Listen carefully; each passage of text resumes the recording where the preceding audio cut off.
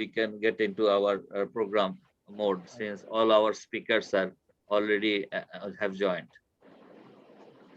Rashid.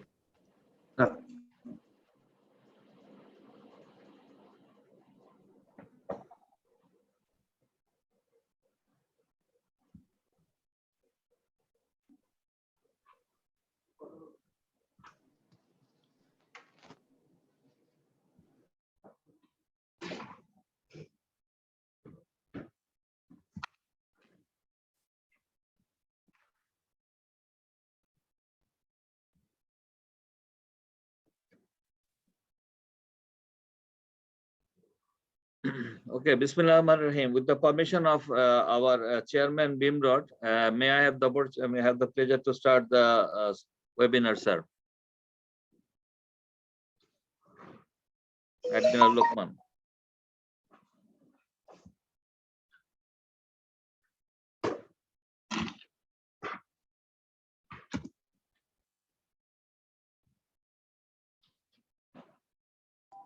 I guess you need to. Sir, I was also muted by controls. So no yes, problem. Sir. We can go ahead, sir. Right. Thank you very much. Thank you very much, sir. Honor, sir. Bismillahirrahmanirrahim. Respected Chairman BIMRAD, keynote speaker, panelists, participants, ladies and gentlemen, assalamu alaikum, and a very good morning.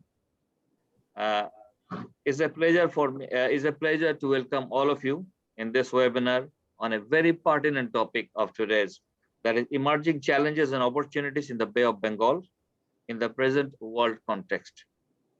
And it has been jointly organized by Bangladesh Institute of Maritime Research and Development, BIMRAD, and East Asia Study Center of the University of Dhaka.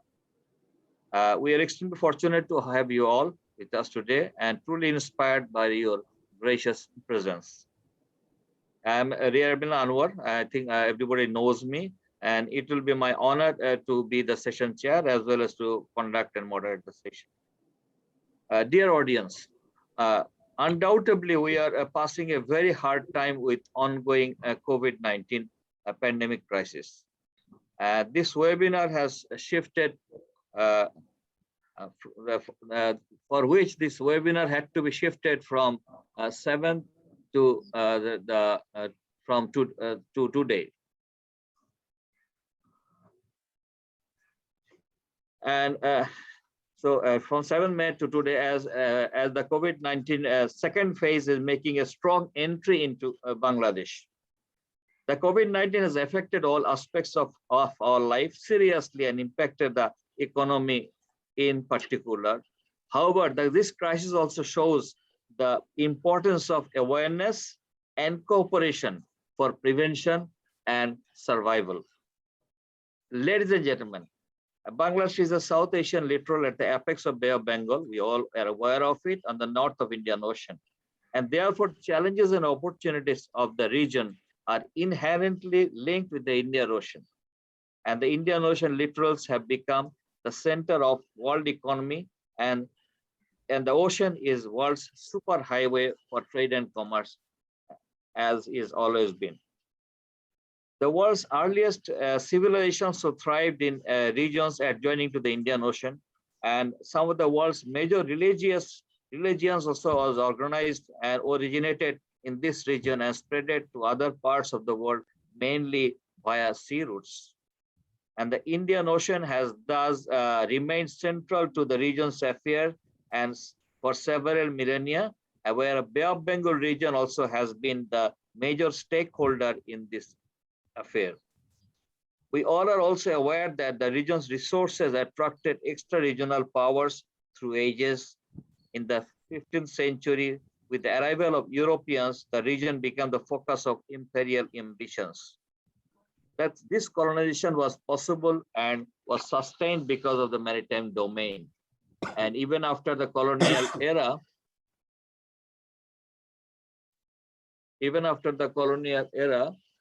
I think something has gone wrong. Even after the colonial era, extra-regional interest and influence remained high.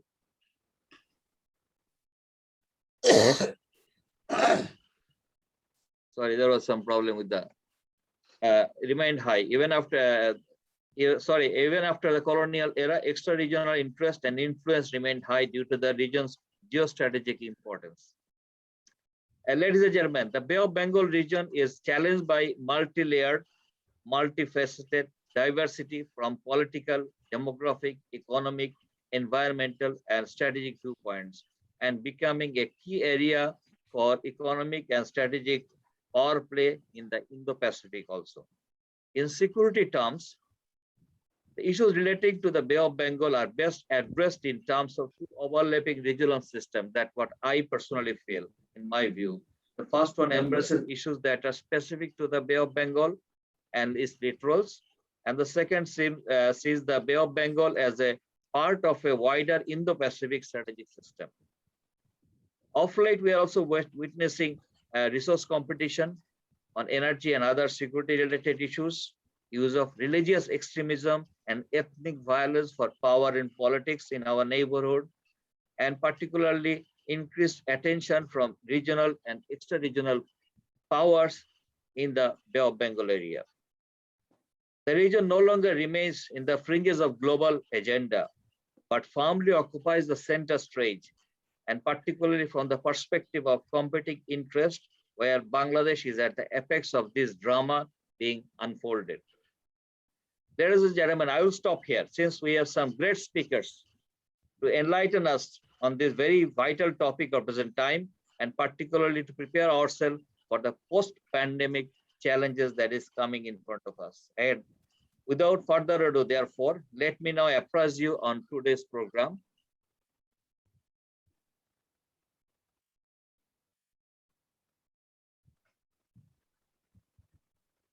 Okay.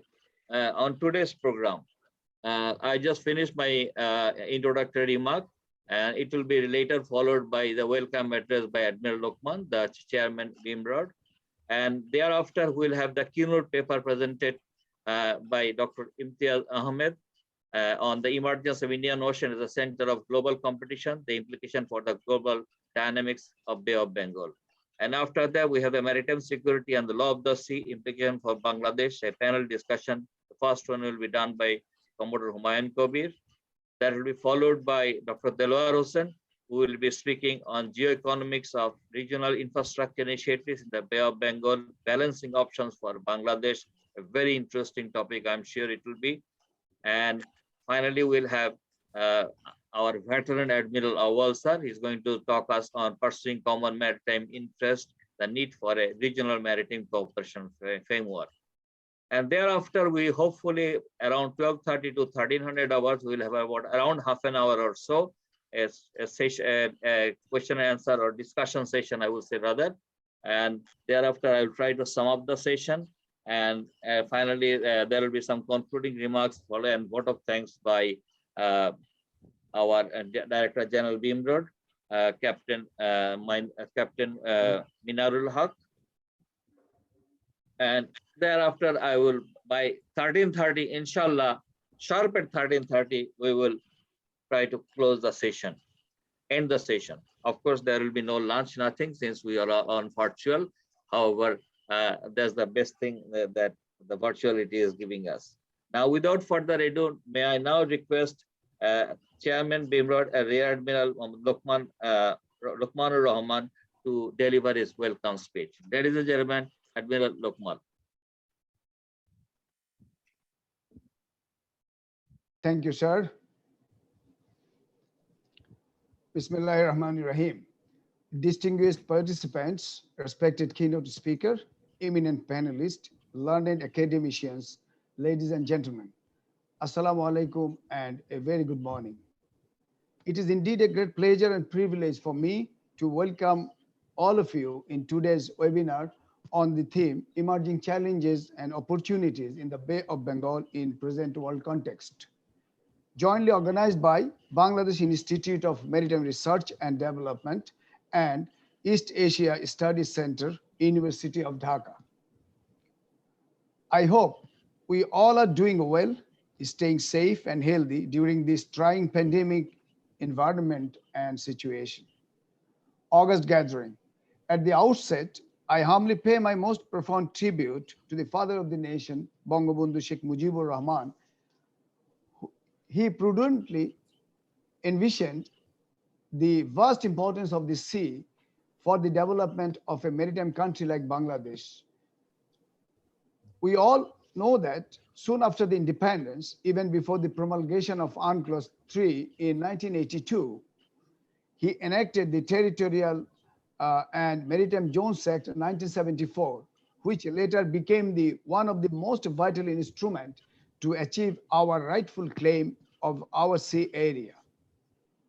We all also know that under the dynamic leadership of Honorable Prime Minister Sheikh Hasina, that Bangladesh has obtained her rightful share by peacefully solving the maritime boundary disputes with her neighbor. This has unfolded new opportunities for us to utilize the sea resources for the sustainable development of the country. Esteemed participants, we all know that the world is entering into a phase of geopolitical transformation, or we can say that the world is entering an era of potential international instability. Geopolitical change is accompanied by the technological innovation in robotics, hypersonic weapons, artificial intelligence, and other technologies, and uncertain, prolonged pandemic situation. For developing nations like ours, it is crucial to understand the emerging challenges and opportunities. Bangladesh's geopolitical significance is not least as of its size. Its population of nearly 170 million is the 8th largest in the world. Bangladesh's geographic proximity to Nepal and Bhutan in the north, China in the northeast, and Myanmar in the southeast makes her an attractive partner to all of them. And for India, Bangladesh has emerged as its most important neighbor in the subcontinent with strengthening strategic, political, and economic ties. Eminent gathering. Bay of Bengal, our third neighbor and our lifeline, is getting increasing importance as the Indian Ocean is currently at the center stage in international politics, and policymakers and scholars alike are looking at the prospects and challenges that the region is facing. The interest and directions of the countries of this region, as well as of that of extra-regional powers, to be taken into account to face the emerging challenges and opportunities in Bay of Bengal in present-day context, while formulating the grand strategy.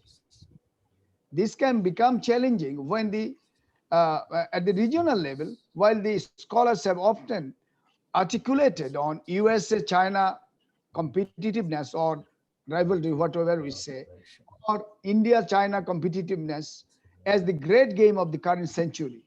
Bangladesh's geopolitical centrality in the Indian Ocean region has not escaped the attention.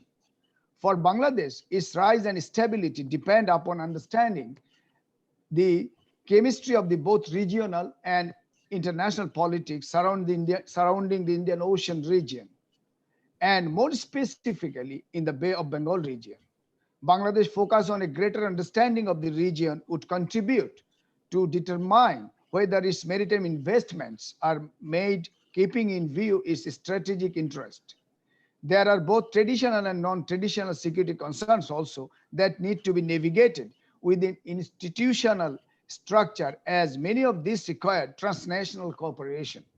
Although a number of international, regional, and sub-regional organizations work in the IOR, often their activities seem rather opaque or emerging out of need-based approach.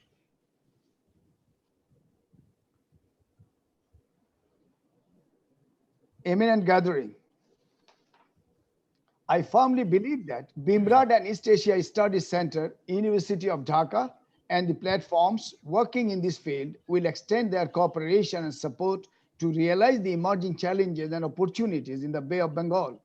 According to the new dynamics, we should prepare the policy recommendations for onward consideration by the concerned authority to fulfill the maritime aspirations of the nation.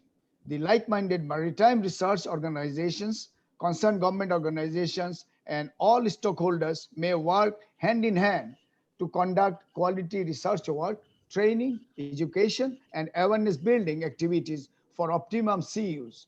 I am confident that today's session, hosted by BIMRAD and East Asia Studies Center, University of Dhaka, would significantly develop some roadmaps for further research works and strategies. Keeping this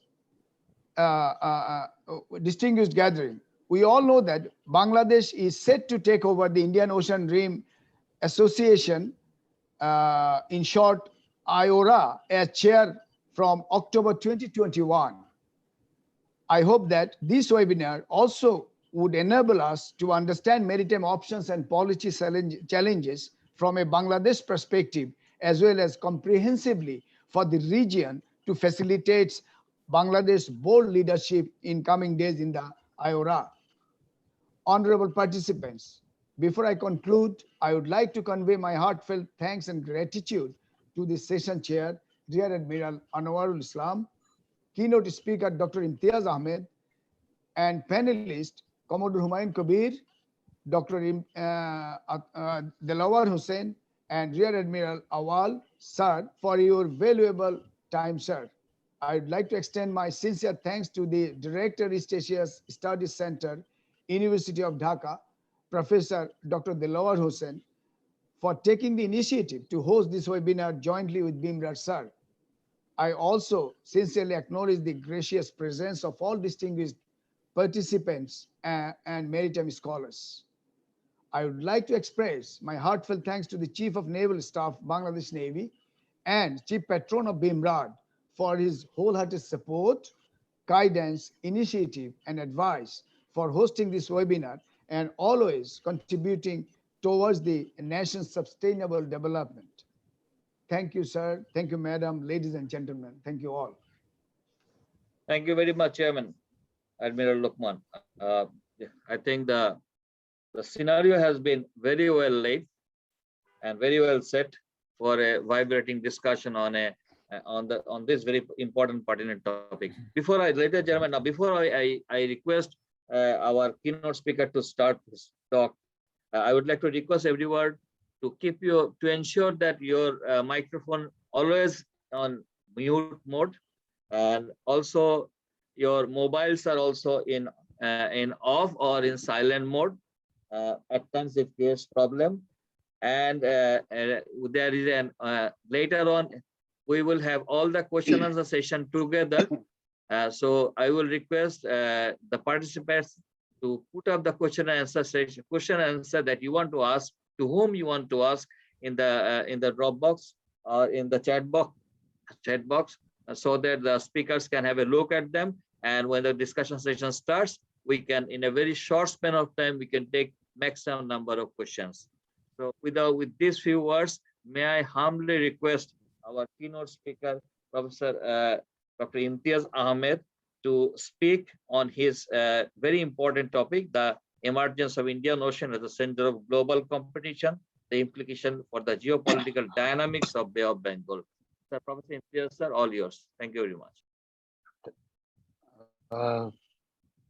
Thank you very much, Rear Admiral Anwar.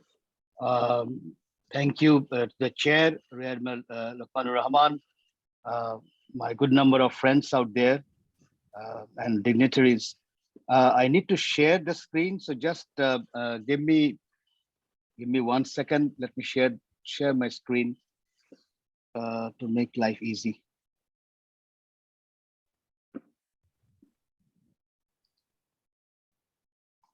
Okay. Okay, thank you for giving me this opportunity to present my views on the topic that I've been asked to speak. It's an interesting topic, and it can take hours, but I'll try to, the allotted time that I have, run through some of the slides so that we can have a very good discussion at the end. Well, the first thing that we need to keep in mind is it's humans that create geopolitics, geopolitics does not create humans. Each and every place in the world can be geopolitically important or geopolitically important, provided humans make it so. The reason why we are getting attention is mainly because of the development of the growth that we have.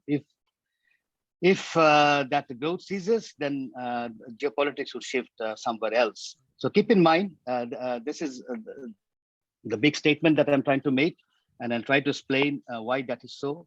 That is humans who create geopolitics. Geopolitics does not create humans.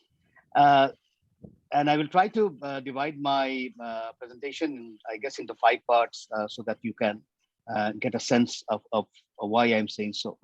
The first part is lessons from history. And George Bernard Shaw very wittily said that the only lesson we learn is that we don't learn from history, but it's very important to get into history, to see a place called Bay of Bengal or Indian Ocean, historically where it was, and very, quite interestingly, the geopolitical importance in earlier time was so prominent that somehow we forget, and we try to give credit in the 21st century. But let's go into some history very quickly and to give you a sense.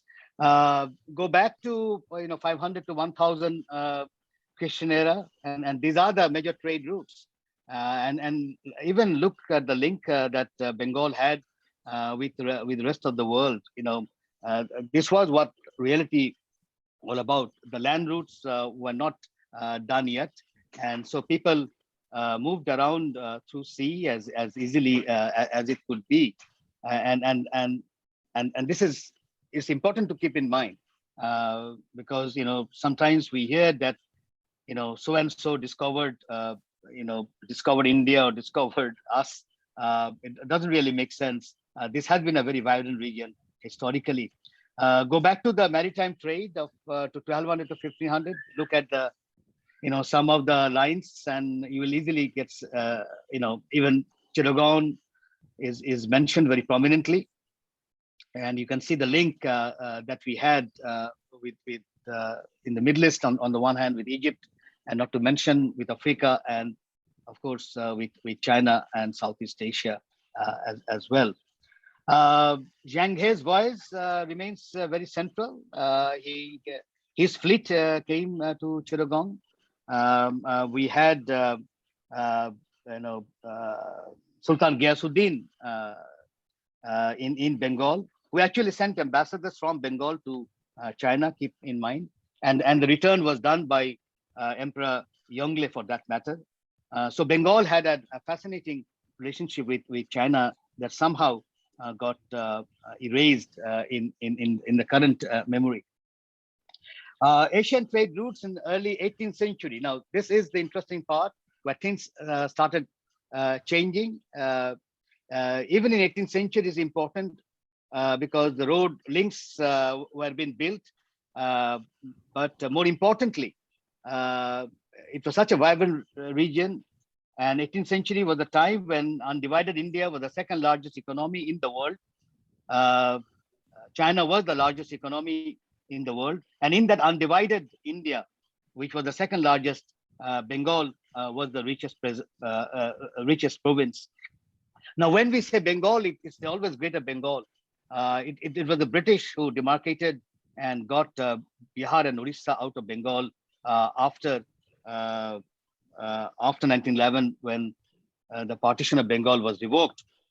They very cleverly got back East and West Bengal together, but very cleverly took away Bihar and Orissa. So when we talk about Bengal, keep in mind historically it has always been Bengal, Bihar, and Orissa all together.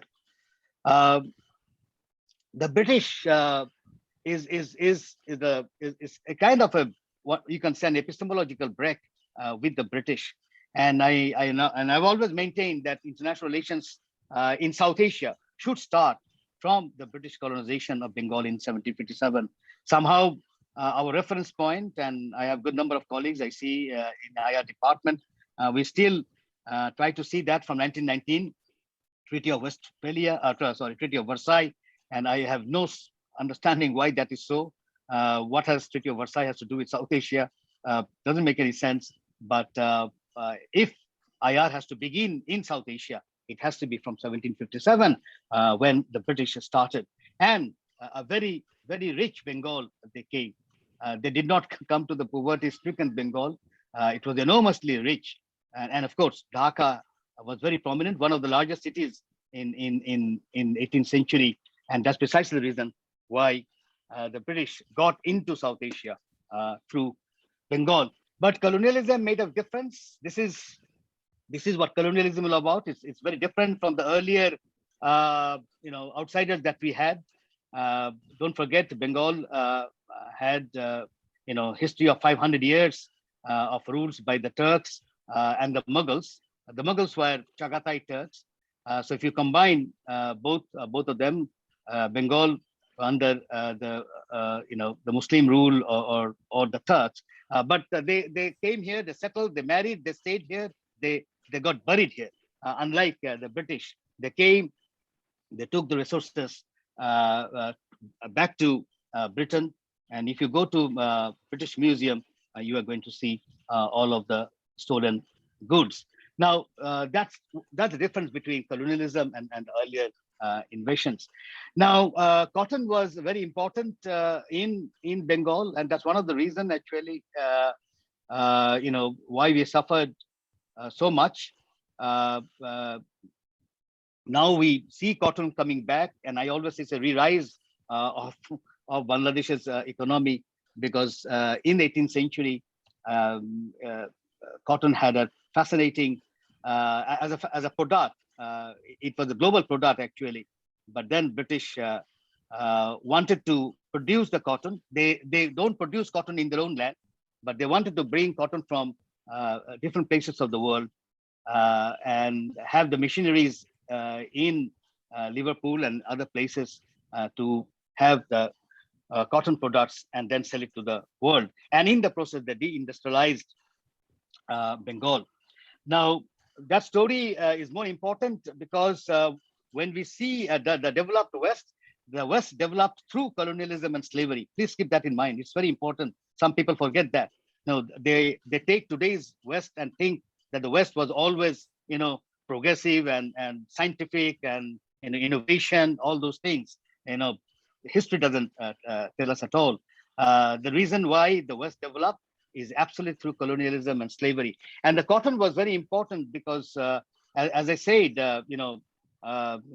inland doesn't produce raw cotton at all, but the slave world of North America does, and part of South America also, and this is where the cotton came. So there's an interesting triangle here. You can see the slaves working for the white population, and of course harvesting cotton, bulk of it, and the raw materials then going to Europe, and the manufactured goods then reaching the entire world. And this is how the West developed. Unfortunately, we don't have that structure now, and that's the issue. So how a non-colonial world would develop? It's a serious challenge. We do have examples in different places of the world, but some of them also developed through internal kind of a push. Now, very quickly, we can explain some of this during the discussion. Now, decolonization actually, got us in the first phase of decolonization. We had this serious problem, and this particular cartoon I really enjoyed, where in 1855 it used to say, "Okay, good luck, boy. Go out and seek your fortune. You come to the West, or somebody doing something different." Then in 1955, you end up going to the West for totally a different reason. So this is an interesting cartoon. Globalization made a difference to the process of decolonization. It was not decolonization as such, but more importantly, globalization. And this is the re-rise of the Asian economies. So what you have today is absolutely re-rise of Asian economies. Now that's the first part. So the geopolitics that you saw way back, in the earlier times, and then slowly we can see, it collapsed. Asia really got down because of colonialism and all, but it was the honey which actually attracted the West, or the colonial power. But then after decolonization and particularly with globalization, you have a re-rise of Asian economies. Now the second part is a simple one, is development momentum in the Indian Ocean region, and you can see the number of ports from this side to it's absolutely look at the activities that have gone up, and look at some of the Asian economies. It also flagged Bangladesh, in fact, as one of the rising fastest growing economies. So the development momentum in the Indian Ocean is what has made, or is what is making Indian Ocean central to geopolitics as we speak today. If you narrow down to development, third part, development momentum in the Bay of Bengal region, look at the Asian, the Bay of Bengal economies, and you will see, a fascinating journey. Bangladesh in 2020 was pretty high. Well, say for Maldives, but Maldives' overall economy is not that high, but still, if you look at some of the growth, it clearly shows that Bay of Bengal is also in the development momentum.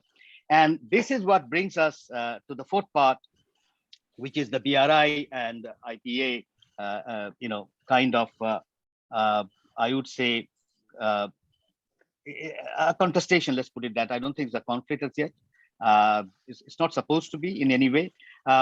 One is economic and infrastructure based. BRI is infrastructure based. It's not based openly on the issue of security, whereas Indo-Pacific Alliance is, at least as we speak, has a kind of a security dimension. We need to see what happens with the pandemic. I think with the pandemic, the Quad looks very difficult now. I think India, the way India has suffered or is still suffering in the pandemic, and the kind of suspicion that got built between US and India, particularly with reference to the vaccination and all, it easily tells you that Quad is going to have a tough time post-pandemic. And the very fact that India also opened up to the support or help from China, particularly getting the oxygen and all, also shows that post-pandemic India, I believe, would be very different. But it's very difficult to predict some of the leadership in India. But my hunch is that the Quad post-pandemic would not be the same Quad as we saw, or as portrayed earlier. Now, this brings us to the last page, is Bangladesh's blue strategy. Okay, fine. We have this historical journey where we know that Bay of Bengal and Bengal had an interesting period, but it got really displaced because of colonialism, the British colonialism. But now, with the rise of the Asian economies and with the rise of Bengal and Bangladesh, what would be our blue strategy? The first thing to keep in mind is, our growth is without enmity. We don't have any enemies. This is an interesting country. There are some African countries as well, not having any enemies. This is absolutely growth without enmity. And I think the principle that we have, friendship towards all, malice towards none, is very important. But keep in mind that principle was put into text before the birth of Bangladesh in 1970 election manifesto of the Awami League, and it had a absolutely clear statement. And this was Pakistan time when Awami League pointed out that they will come out of CENTO and SEATO, and made it a point that friendship towards, malice towards none will be there. That particular principle was reiterated time and again after 71, after independence. Bangabandhu time and again pointed out when he went to United Nations, also pointed out friendship towards all, malice towards none. But more importantly, even in 72 and even in 73, when we were not even a member of United Nations, and a lot of countries did not, support us. Still at that time, Bangabandhu went on saying, friendship towards all, malice towards none. And that I think really now in hindsight, you can see how important that principle has been, and that's very important. And so as part of this growth without enmity, we are with everything, with BBIN, BSIM, One Belt, One Road, Indo-Pacific Alliance. Keep in mind anything Bangladesh, and people would say this is realism. I don't think this is realism. This is what Bangladesh. It has a civilizational context actually. Bengal has always, opened its door. One of the best line I find to describe this is Sabina Yasmin's fantastic song, "Shop Kata Janala Khule Dao Na." That's the idea. Shop Kata Janala Khule Dao. So the windows, and we have remained, Bengal. If you go back to that, history, we have always done that. Yes, we have suffered because of the British, but even earlier times, when Bhaktiyar Khilji got in, we opened it up mainly because we thought that was an emancipatory aspect. Similarly, I think during the time of Sirajudollah and Clive also, there were the issues of emancipation, which we can come back later if you want to. So growth without enmity has to be maintained. That's one principle. The second one is we need to transform from land-centric to Nodi Matrik to Nodi Samudra Matrik Desh. We are a water country. We are not a land country actually. Somehow, the colonial power tried to push us and made us into land-centric. If you know, Sadurghat was the principal area, but then the city was moved to north because they were more familiar with land and railways at that particular time, and not so much on the waterways. But Bangladesh is Nodi Matrik, and what we now need, and which historically was, as I tried to show, we need to have it as Nodi Samudra Matrik Desh, and then I think we can make a difference. Now, when it comes to strategy, I'm sure some of you are familiar with Blue Ocean strategy, where you have innovation without competition. This is where we need to invest. We need to invest on things not where everyone is making, where no one is making. That's the point. We don't want to create competition and create animosity, but do things, as the Blue Ocean strategy concept would tell you. So you have innovation without competition, and there are areas where I think we can go. We should not crowd into competition because that would create animosity and enmity and other problems as well. Now, in terms of innovation without competition, well, the Blue Hub is an idea that has been floated around, and I'm sure some of you are very familiar with that. I see 4 areas where I think important to concentrate and have this hub: trade, transportation, tourism, and energy. These are the areas where I think we can make a difference by bringing all the Bay of Bengal partners. As I said, Bangladesh is in a unique situation because we don't have enemies. We can actually bring anyone we like, since we have never sided with this or that when it comes to issues of their friends and enemies. We have always maintained that your enemies are your enemies, your friends are your friends. But we love to open up to you. So from that principle, I think we are in a unique position to bring different partners. The last 2 slides I have is eco-security would be very important, and we need to engage with sea communities. Mainly the environment is issue. We don't want to make the same mess that we have done to the brown economy with the land-centric economy. We have made a mess of our land. So this is where eco-security is important, and we need to engage with the sea communities so that we can live along with them in a way.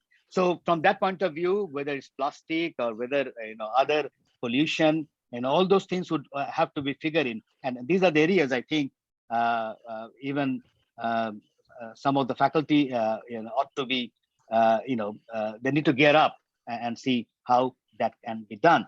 My last, the next one is, okay, how do we start? Well, the best is since we are the chair of IORA, I think this is the window that we got, and we should utilize to its full.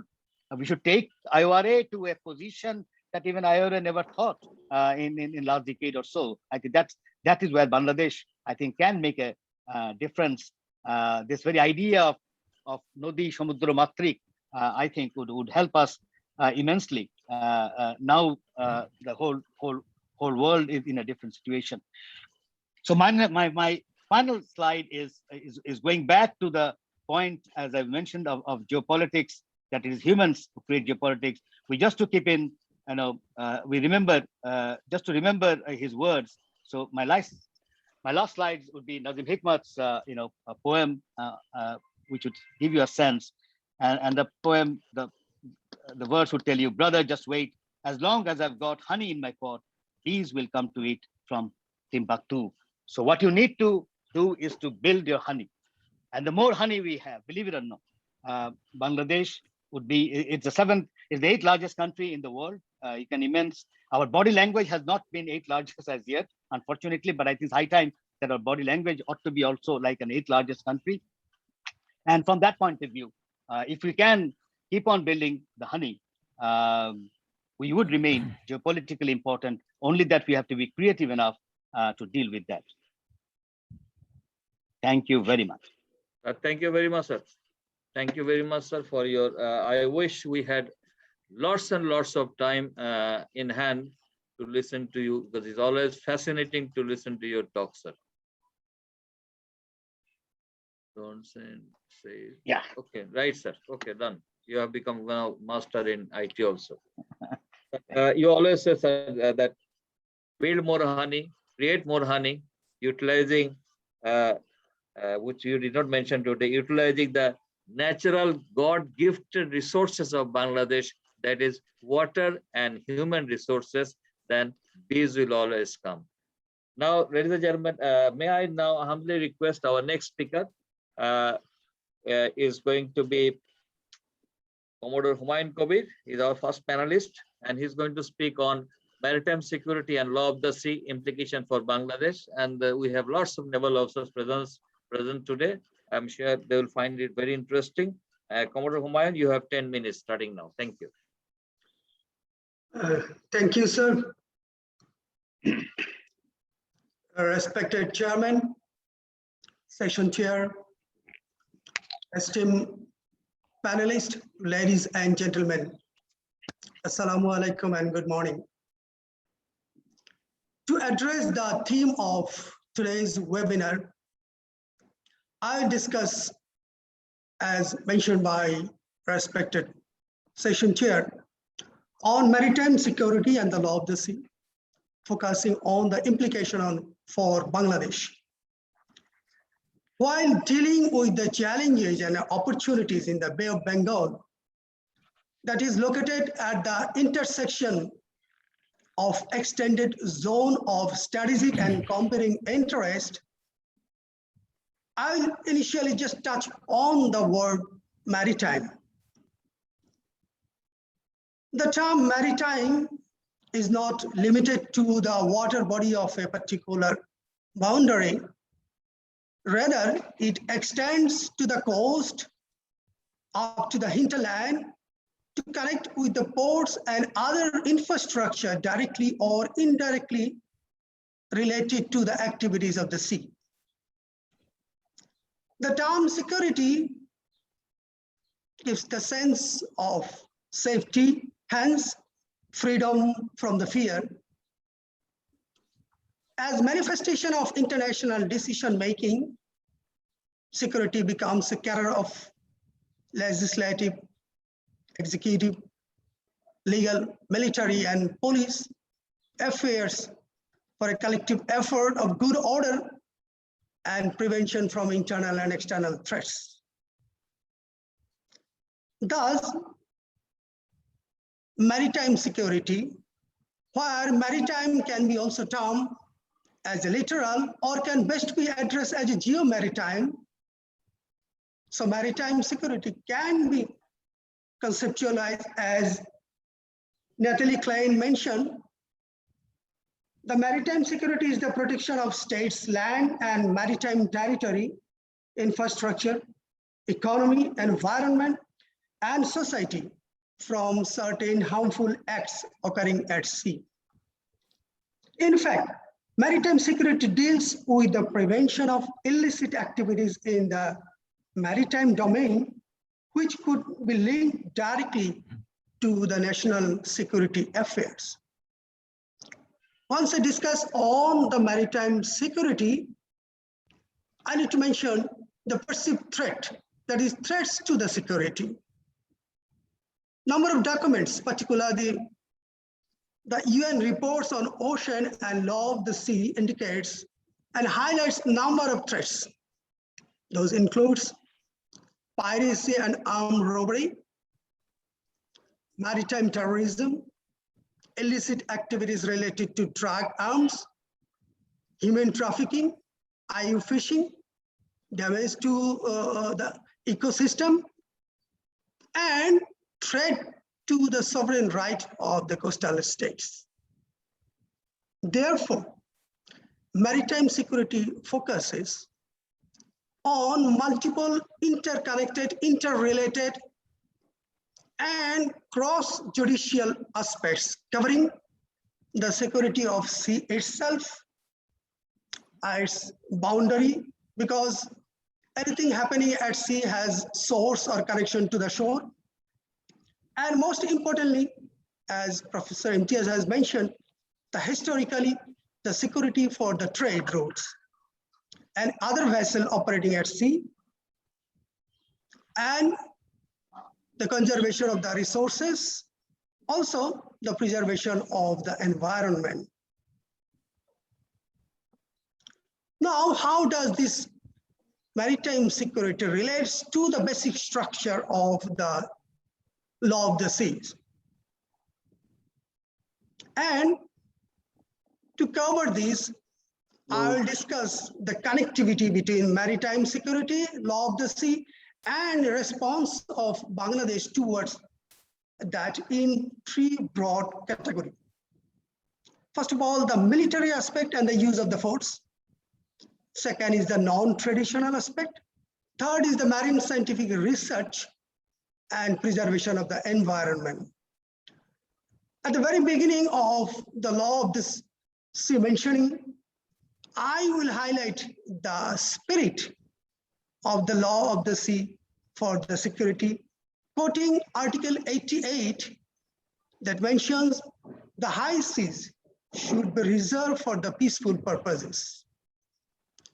And also the Article 301 that reads, state parties shall refrain from any threat or use of force against the territorial integrity or political independence of any states. While discussing further, I need to mention the zones of Bay of Bengal, starting from the internal water, then territorial sea, contiguous zone, exclusive economic zone, and continental shelf. In the internal water, Bangladesh has sovereignty to suspend any movement of the ships, even the warships. In the territorial sea, states enjoy the innocent passage so long it is not prejudicial to the peace, good order, and security of the coastal states, and must comply the given obligations.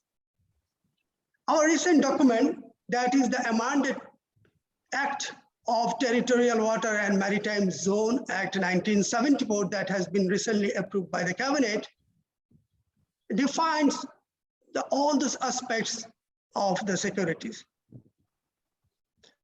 In the territorial sea, the country enjoying the innocent passage cannot conduct any military exercise or cannot have any activity that does not have direct bearing to this passage.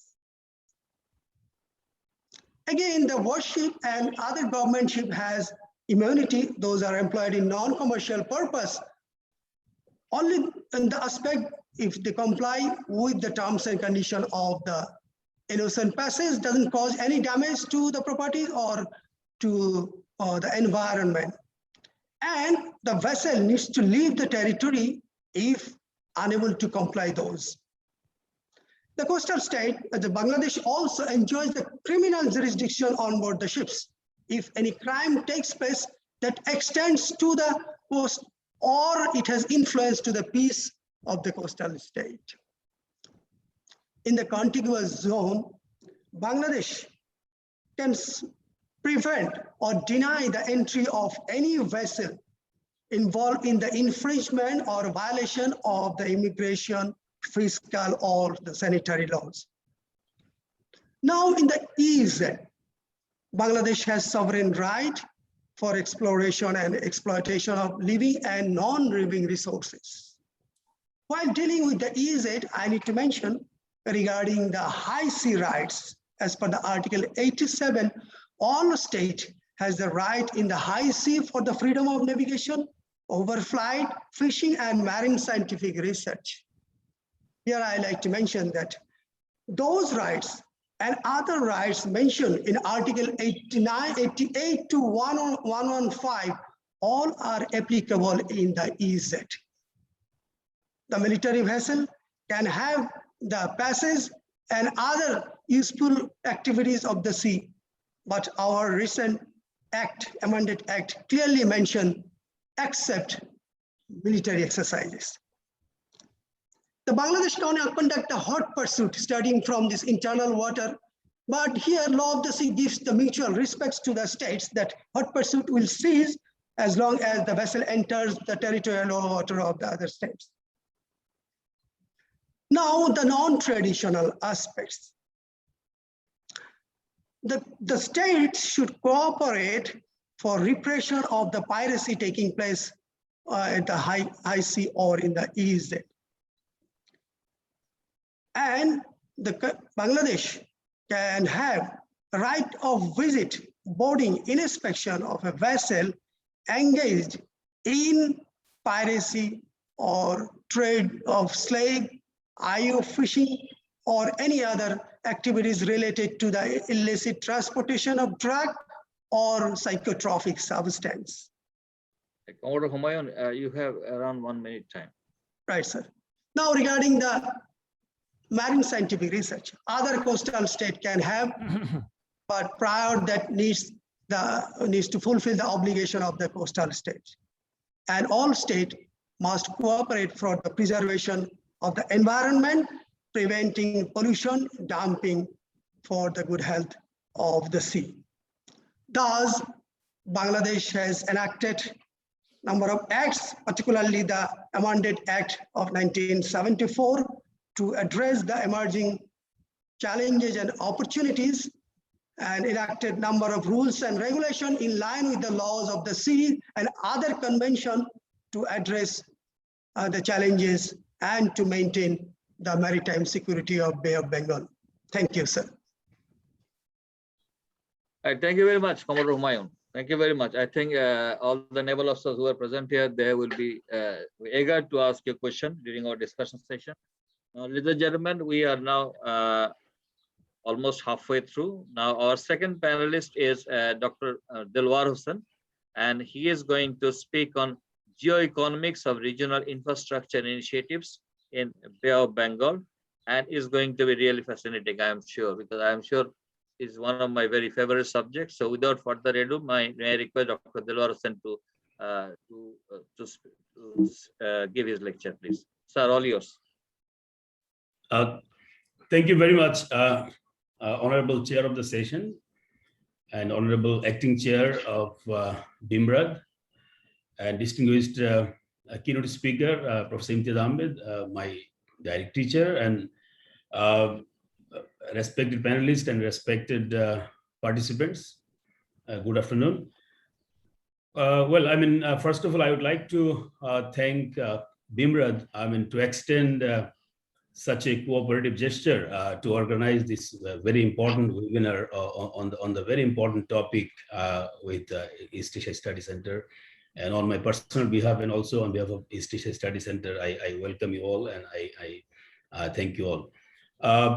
Well, yes, the topic is very important, and at the same time, it is also very vast.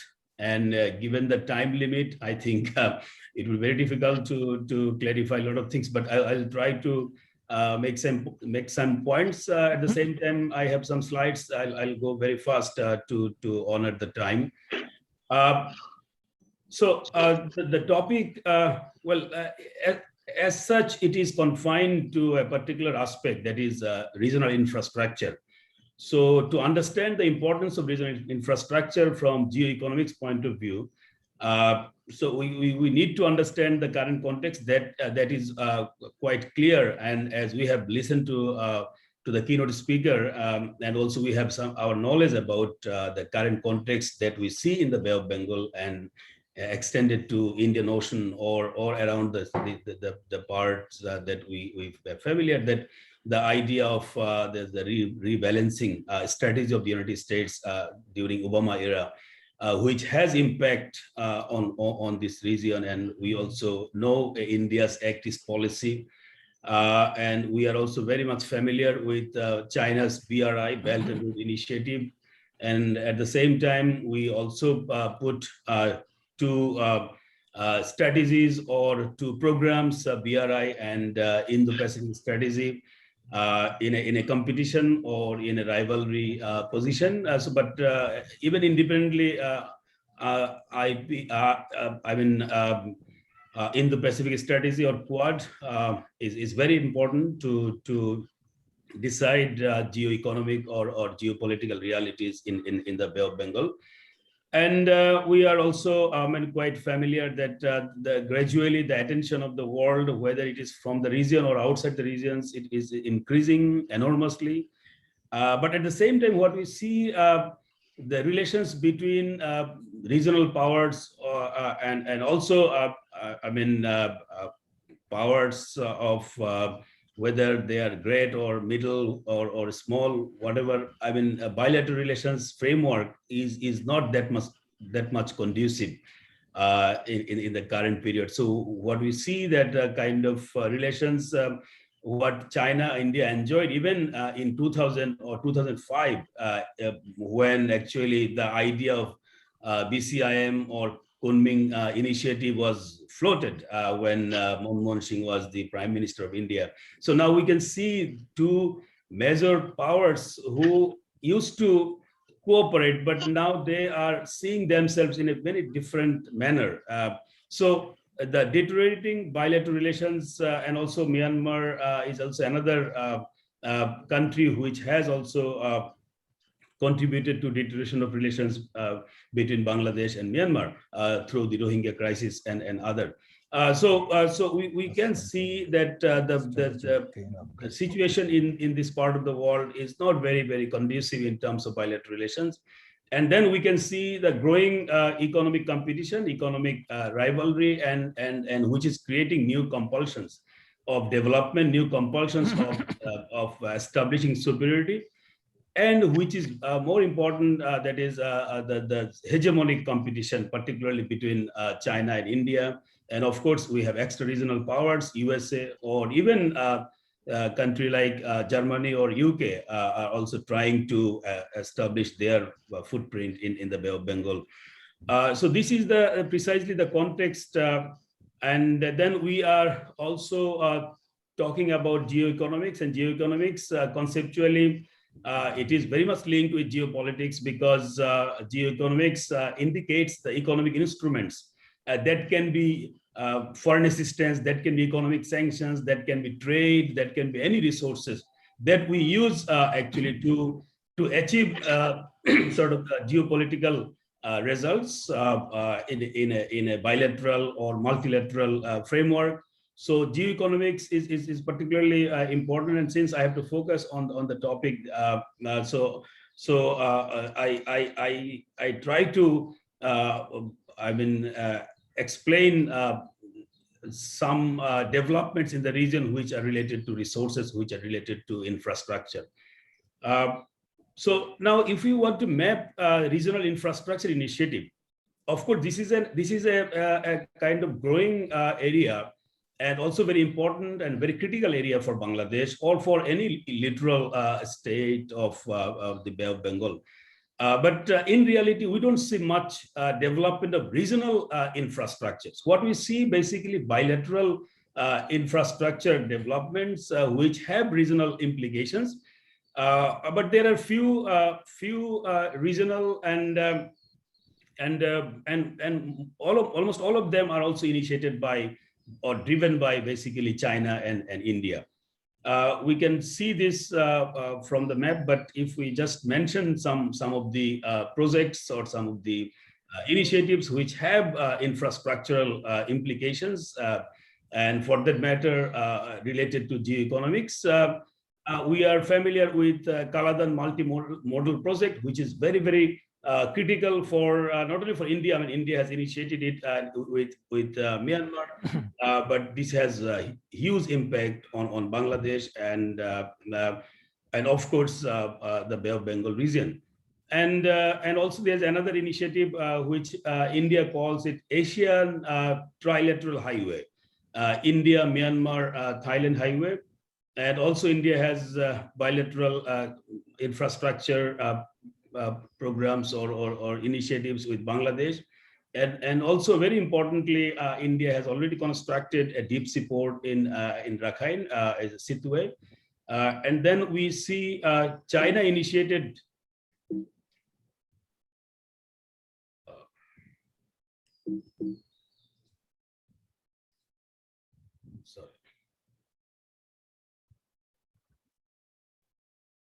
China initiated projects. This is very important. I mean, the China-Myanmar economic corridor. Actually, what we used to, focus as BCIM, Bangladesh, China, India, Myanmar economic corridor. I mean, that became as a sort of offshoot of BRI. But what has become very significant today is a CMAC, which was signed in 2017 between China and India, China and Myanmar. And then Sino-Myanmar crude oil pipeline, gas pipeline, and China is constructing deep sea port in the Kyupyo, and also they have created a special economic zone there. And we know about China's construction of port in Sri Lanka, Hambantota. And also China is very much engaged in Bangladesh in Paira and Chattogram. But this is something very significant, and we definitely will all know about it. I mean, how India is trying to reconnect the Northeast. Of course, I mean, Bangladesh is part of it, but we see in reality it is not so much Bangladesh. It is more actually ASEAN region, and also to some extent definitely Bay of Bengal is connected with it. And this gives an idea of this Asian Trilateral Highway and also Kaladan multimodal project, and how India is trying to connect Myanmar with between Kolkata and Situate. And we can see this also very clearly here, how Bay of Bengal is used to connect Kolkata and Situate, that is India and Myanmar. And we can see the connection of India, Myanmar, and Thailand through this trilateral highway. And here we can see Chinese BRI programs, where we can see 6 corridors, and where actually, of course, I mean, China has its focus not only in the Bay of Bengal. I mean, it has focus in Asia, Africa, Europe, and we have seen that the idea that China floated, I mean, and wanted to implement through BCIM economic corridor, which is no longer active, but rather we can see CMAC, and also we know about CPAC, which is focused on Pakistan. This gives a better idea of BRI, and and here we can see how China is actually targeting to, of course, I mean, it has not only geoeconomic, implication. I mean, geopolitical is also very important, as we all know. I mean, how Malacca dilemma is being understood or is being addressed by China to actually make enter Myanmar as a sort of land bridge strategy or kind of connection to reach in the Bay of Bengal. I think in terms of infrastructural aspect, this slide gives a better idea. We can see the involvement of China independently in countries in the Bay of Bengal, like Myanmar, Bangladesh, and also Sri Lanka. And we can see also involvement of India in Myanmar, Bangladesh, and also Sri Lanka. And also we can see both India and China are jointly engaged in many of these countries. So the port cities or port development is a major infrastructure that we can see both China and India are competing, and also at the same time they are also jointly engaged in this part. Now, given the limited infrastructure development in the Bay of Bengal region, of course, focusing on some important countries, I mean, it has impact on Bangladesh, and it has also background that has been also addressed by the speakers, that I mean, how it has become so important for Bangladesh because of the resolution of maritime disputes with Myanmar and India. And then we can see the reality of, I mean, partial opening of Myanmar in 2011, and then we can see Myanmar has a different political development, military coup, and it has given a new context. And then, of course, I mean, we see the importance of South Asia, Bay of Bengal in global politics and also economy. And what I think the centrality of Bangladesh and Myanmar are very important in the Bay of Bengal. And also, I mean, in terms of implications for Bangladesh, what I think we need to change our mental map. And what Professor Imtiaz was saying about Nodi Samudra Martik Bangladesh, or a kind of thinking about Bangladesh, that we have got enormous kind of waters that is very, very important for us, and it is also important for the purpose of infrastructure. But the problem is that we face the dilemma. We face new dilemmas in terms of setting the goals and parameters of engagement, and this engagement has taken us to the point that is also an important aspect of this presentation, is a so-called balancing. Professor sir, sorry to interrupt, sir. Professor Delwar, sir, if you can complete within 1 or 2 minutes, please. Okay, thank you. Well, so the very idea of balancing act, what I think the balancing act, we are saying it, but I think it is not the right kind of strategy, because we are not balancer. We are not balancing in favor of any country or even in favor of us. What we are doing actually, we are pursuing a strategy that is called balanced and non-aligned approach, and we want to maintain some autonomy from the great powers. But as we know, I mean, we have some options beyond balancing. Some people talk about it, but we can simply, discuss this as part of academic exercise, that whether we will make an alliance with China, which will give different types of, leverages, but it will also create a lot of challenges. And same with India, we can do it, but and we can also align with Quad or USA, that has also a different kind of context. But finally, what I really emphasize, I mean, the point of balancing creates lots of misunderstanding. So rather, we can identify that we follow as kind of cooperative engagement strategy, where we can focus on the current linkages bilaterally and also multilaterally, and this has definitely, focus on exploiting maritime resources and information sharing that we are doing through blue economy. And we can expand port facilities by developing our own ports and also by having access to ports in other countries. And naval cooperation, and also we have to face non-traditional threats in the sea, and we have to have quality access to sea. And it has also a rationale, but I'm not, because of time constraint, I'm not focusing on that. But finally, in the conclusion, what I think we need to establish a conceptual and empirical linkage between infrastructure and maritime security.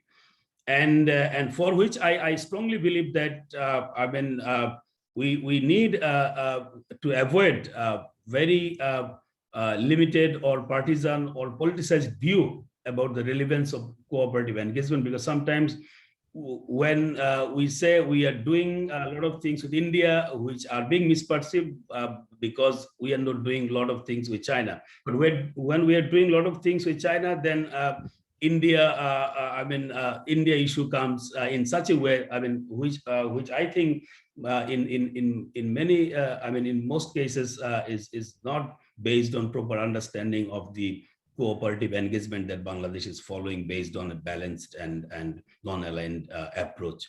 So I finally said that we must make cooperative engagement as integral part of our foreign policy and defense policy or guidelines. Thank you very much. Thank you. Thank you very much, Professor. Thank you very much for your very elaborate discussion. I think if there are some questions, I think there will be some, and because and we can discuss those, we can take them in the discussion session, because this is a very important topic also. Now, ladies and gentlemen, we have our third panelist, our veteran speaker, Admiral Awal sir. He is going to speak on pursuing common maritime interest, the need for a regional maritime cooperation framework. It will be almost a continuation of our previous speaker. Admiral Awal sir, your time starts now. 10 minutes. You have the floor now, sir. Thank you. Thank you very much, Acting Chairman BIMRAD, distinguished speakers, and moderator, and participants. Assalamu alaikum.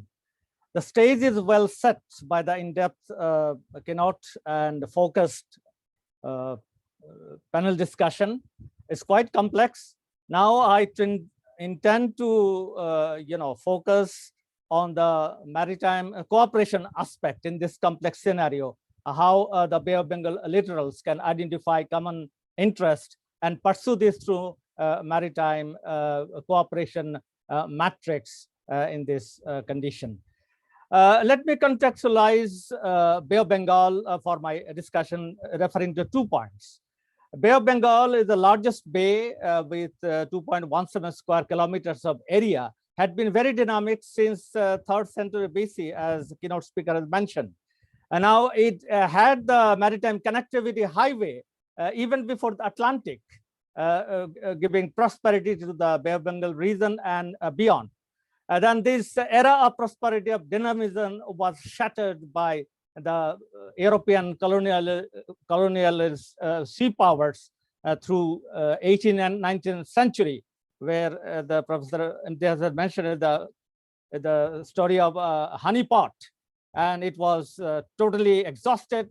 And by the time the British left, $45 trillion was siphoned from undivided India. The second point is through the Cold War, strategic focus one of the Atlantic and Pacific, sidelining the Indian Ocean, which is the middle bay from the superpower rivalry. Now, towards the end of the 20th century, the things started changing with the dramatic re-rise of the Asian economies, particularly India and China, and Bangladesh, which was dismissed as a basket case and no future for 200 years. It also went up. And that resulted in the huge demand for hydrocarbon, and making the sea lines of communication of the Indian Ocean very, very important, particularly the Bay of Bengal with the Malacca Strait and the Malacca Dilemma, which Robert Kaplan has mentioned is at a sort of a 21st century strategic game of the great powers. So that's the scenario in which how the regional countries of the Bay of Bengal will make their efforts to pursue maritime cooperation to protect their thing.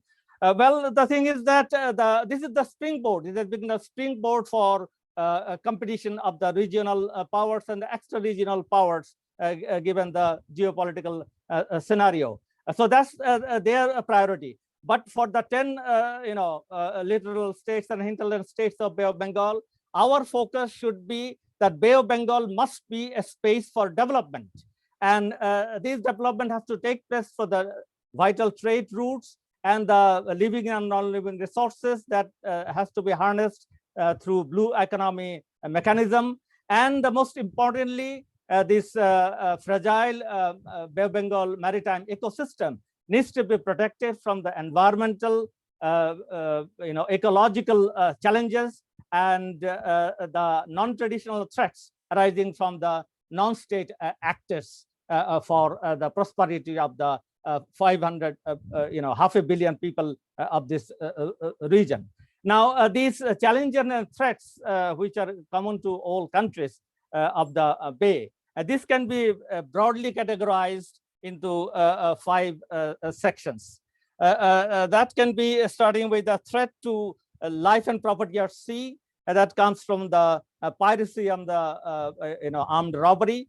Then coming the threat to the resources, particularly the fishing, the illegal, unreported, and unregulated fishing cost about $10.4 billion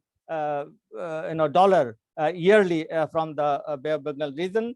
Then you have the threat to the peace and security of the maritime domain, which comes from the trafficking in person, then trafficking in materials like guns, arms, and other materials. Then also cybersecurity threat from the non-state actors. Then coming the threat to the ecology and environment. Rampant marine pollution is affecting our ecology, and the climate change effect in terms of sea level rise, the ocean, the Bay of Bengal warming, that is having a devastating effect. It needs the collective response. And finally, the natural calamities and accidents, which is plenty in our area. Bay of Bengal is rather infamous for cyclone and disasters. So there the combined response is humanitarian assistance and disaster relief by the countries. Now, given this scenario of the shared threats and challenges, naturally the regional countries should jump into a cooperative mechanism, but that doesn't happen because of the national priorities and various dynamics of the region, because sea is not independent. It is part of the national policy, particularly the foreign relations. So impediments that has to the maritime cooperation, if I can list that, one is firstly the sea blindness of the policymakers. Sea is a distant media. Our policymakers are not aware about what is happening there, are not interested. That has to improve. And then the confrontational geopolitical scenario, which already has been discussed. Then the asymmetric, relationship in the region, particularly South Asia. We don't believe each other, and the result is the SARC is in hibernation. Then you have the lack of commitment to the multilateralism. The Bay of Bengal little countries, rather all countries, they prefer a bilateral arrangement, not the multilateral one. And finally, we can say about the law of the sea, which is a fantastic international legislation, but it has this gray area. And one of the pitfall is the national jurisdiction extended under the law of the sea for the coastal states. They have a very narrow vision of the rights and privileges that has been granted under the law of the sea, and they bank on that, and that becomes an impediment.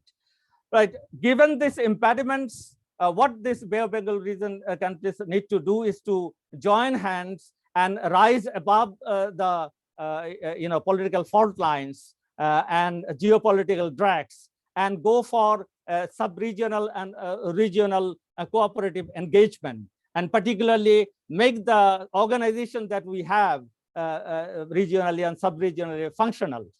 So in that context, let's look at the organization that we have in the Bay of Bengal and the wider Indian Ocean area. The first, the flagship organization that we have is the BIMSTEC. That has the focus on the Bay of Bengal initiative for multi-sectoral technical and economic cooperation. The 14 priority areas, 7 members. It can be a fantastic bridge between the two mega regional organizations, SAARC for the South Asia and ASEAN for the Southeast Asia. But you see, again, the functioning of BIMSTEC is just making some move, but the SAARC is in dilapidated state, so the region-wise cooperation is not happening. Another focused Bay of Bengal organization is the Bay of Bengal Large Maritime Ecosystem Project. There are 8 countries, Bangladesh included, whose task is to go for the better management of fisheries and environment. But again, very less resources are given to this. Then we can look at the Pan-Indian Ocean organization like IORA has been already mentioned, and the Indian Ocean Naval Symposium. All these sectors, they have the provision for launching and promoting a maritime cooperation. With that, in the ecosystem, there is BBIN, which is also not making much progress. BCIM has been, decimated. So what our Honorable Prime Minister has mentioned during the Prime Minister Modi's visit, that for this region to prosper, India has to take the lead and responsibility. That is, I think, most of the organization has either India-centric or India has a lot of influences. Now, what is required? I'm not suggesting in a new organization to be new front to be opened, because already we have all this organization, only lacking in the strength, lacking in the focus, lacking in coordination. So let's make this organization functional, strengthen them, and widen their the focus areas and make it conducive for the maritime cooperation, so that this entire region can reclaim the Bay of Bengal status, which was earlier. Now, as I mentioned earlier, that we must look the Bay of Bengal as a space for development. That is the philosophical approach. Development without enmity. That has to be there. And for development, you need the peace. So I'll suggest that the regional countries of the Bay of Bengal, they should launch an initiative to declare Bay of Bengal as a zone of peace, through the UN system. Zone of Indian Ocean zone of peace, mooted by Sri Lanka and Tanzania. That is, gone with the wind. Now, our Bay of Bengal is a vital area, which is at the gateway between the Indian Ocean and the Pacific Ocean. It will be a lot of spar on the geopolitical parlay and competition here. In our region, the Maldives and Sri Lanka is already bearing the brunt. Recent visit of an American guest and the Chinese defense minister is causing a lot of noise about the Bangladesh versus Quad. These will keep on happening. So our focus is to make the Bay of Bengal region a development space for the betterment, for the benefit of the 500 million people of this region, so that the Bay of Bengal maritime ecosystem, it contributes to the combined 4 trillion economy of Bay of Bengal. With that, I would like to emphasize on the point that the region that had the past very glorious history, honey was all there. It has been exhausted. Now, as Professor Imtiaz has mentioned, let's create honey for it. The bees is already there. and it will be more bees will be there, so that entire region has the gaps which are the past.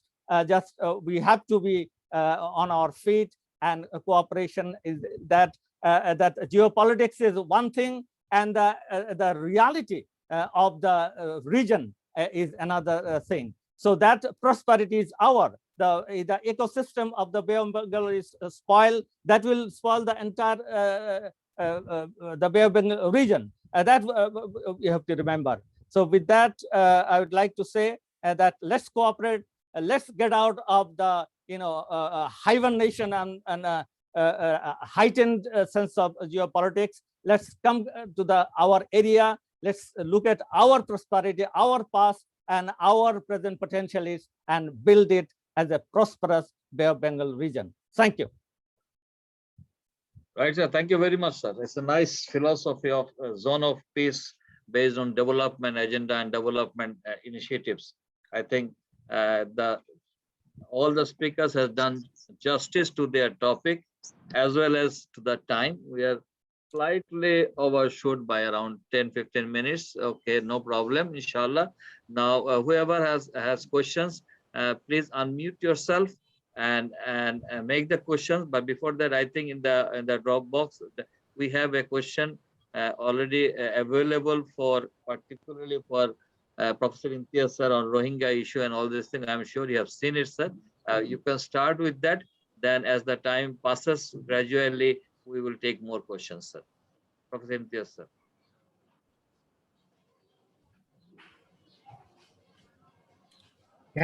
Can somebody read out I have only one question. Sir, yes, sir. I have a question, sir, if I may. Okay, please.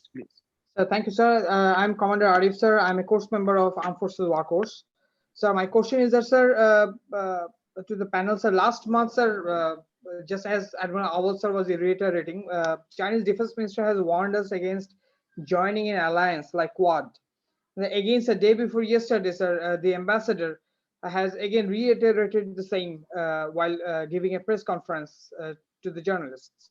So, sir, my question is, sir, do you see such pattern as a vulnerability for Bangladesh in the context of the present geopolitics? And what are the other vulnerabilities and challenges, especially for Bangladesh, emanating from the current geopolitics that is happening in Bay of Bengal region? Thank you, sir.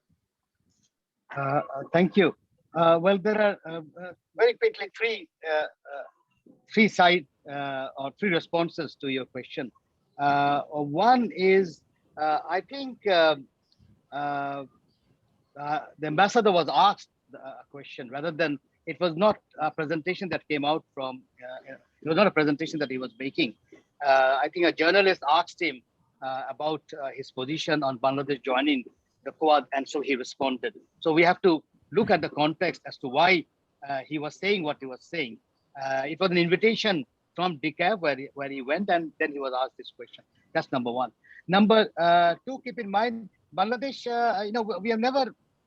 we never floated the idea that we are going to join Quad. There are no, from the government side, there has never been an issue. And I don't think it is on the table to begin with, because we have never made it a point that we are going to join. And more importantly, historically, we have never joined any alliance which has security implications. We have never been part of any security alliance, even at the height of Kuwait war, even at the height of Iraq war, even at the height of Afghanistan war. We have never joined in any of the alliances.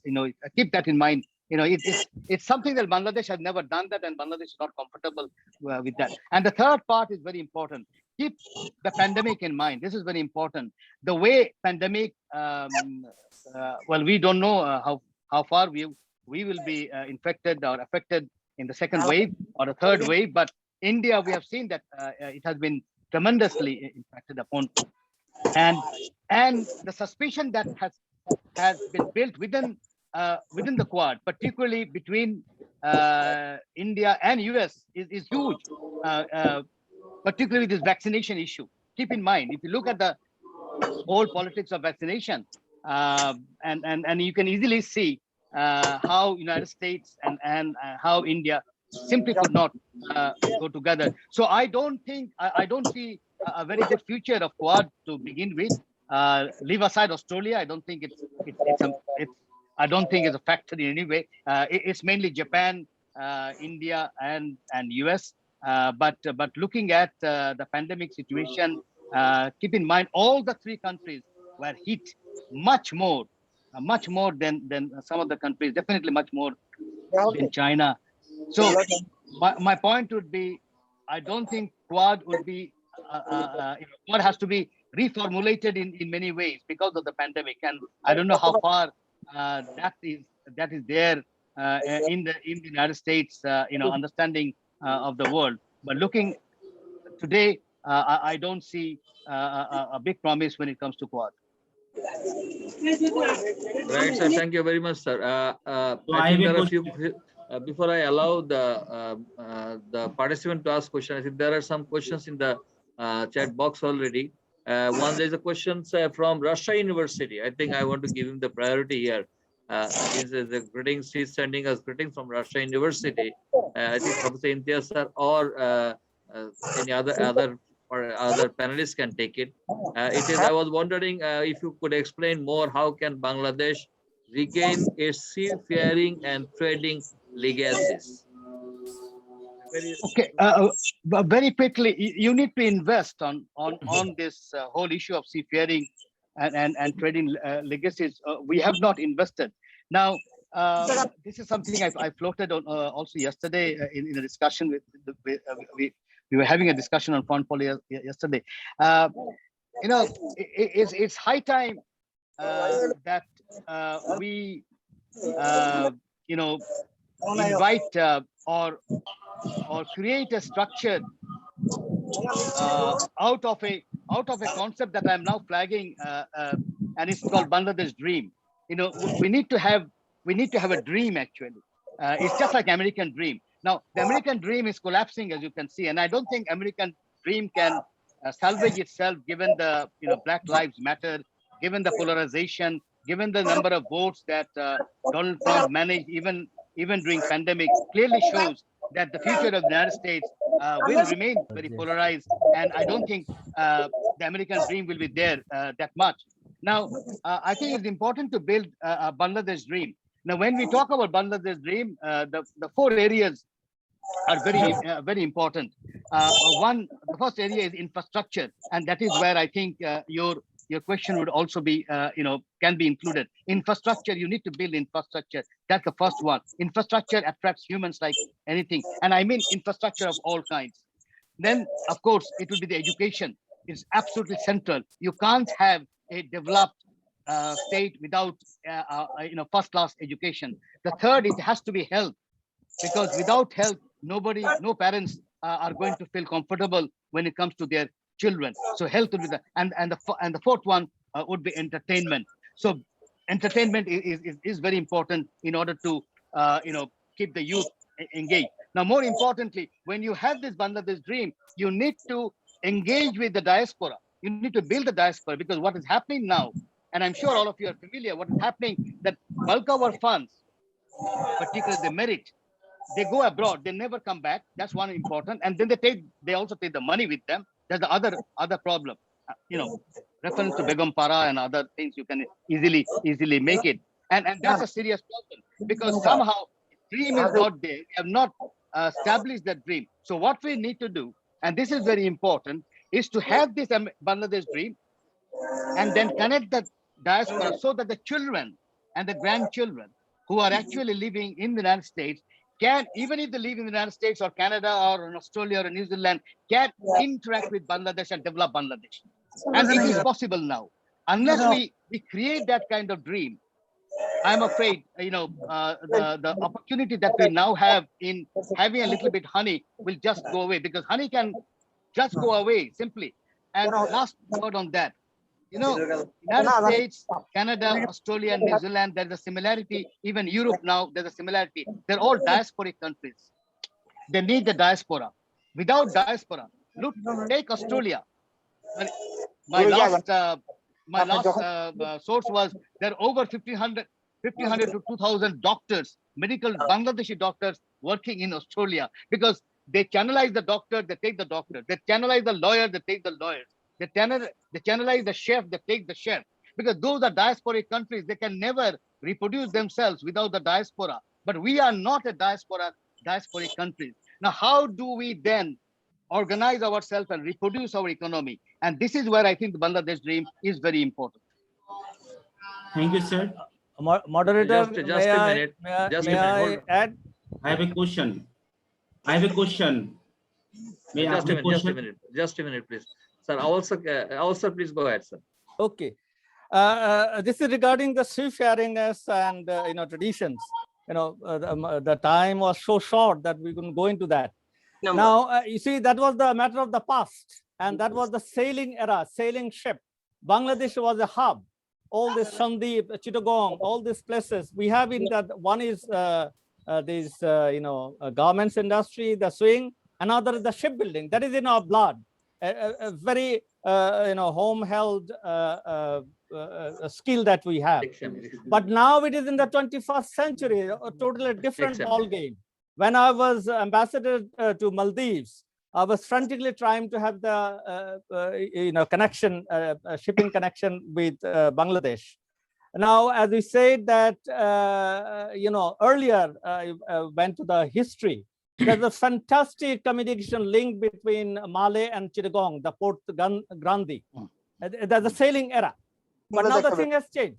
Now, what has happened, if you see the global, what is called logistics performance index, which judges the country based on their port capability and the handling of the maritime cargo and the seaborne trade, all this together, they made this index. In that index, Bangladesh's position is dismal 100. And if we compare the Vietnam, our competitor, its position is 39. So you can see the difference. So there, our Prime Minister, Sheikh Hasina, has come in a big way to make Bangladesh, she is thinking ahead of the time, to Bangladesh as a communication hub, catering for the landlocked Northeast, Nepal, Bhutan, and the landlocked Chinese provinces, to go for a regional approach to make this entire region as an part of the ecosystem of Bay of Bengal, which nobody is telling. We have a tremendous initiative from our big neighbor about the connectivity, but that goes from point A to B. But when Bangladesh says, what about Nepal and Bhutan? They need to be connected. We have proposed 6 routes for that. So there is hardly any response.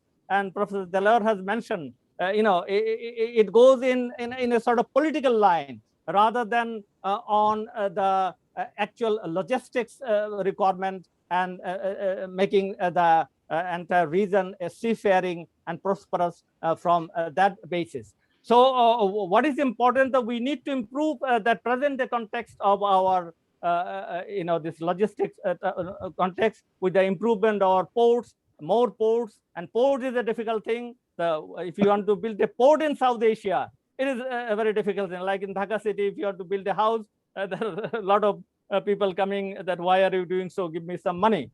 So that's what, we have missed Sonadia. But with the very clever move of the government, I think from nowhere, we have brought out the Matarbari deep sea port. It is unique. I think it has turned the entire geopolitical spectrum of South Asia.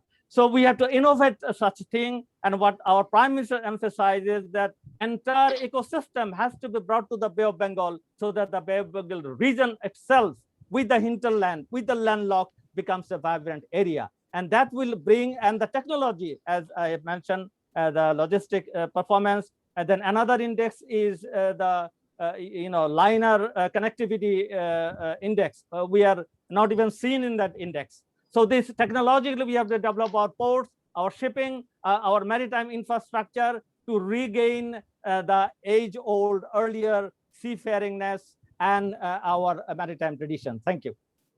Thank you, sir. I will request both the participants, also the respondents, to be more brief and precise, please. Mr. Ranjan, I will come back to you a little later.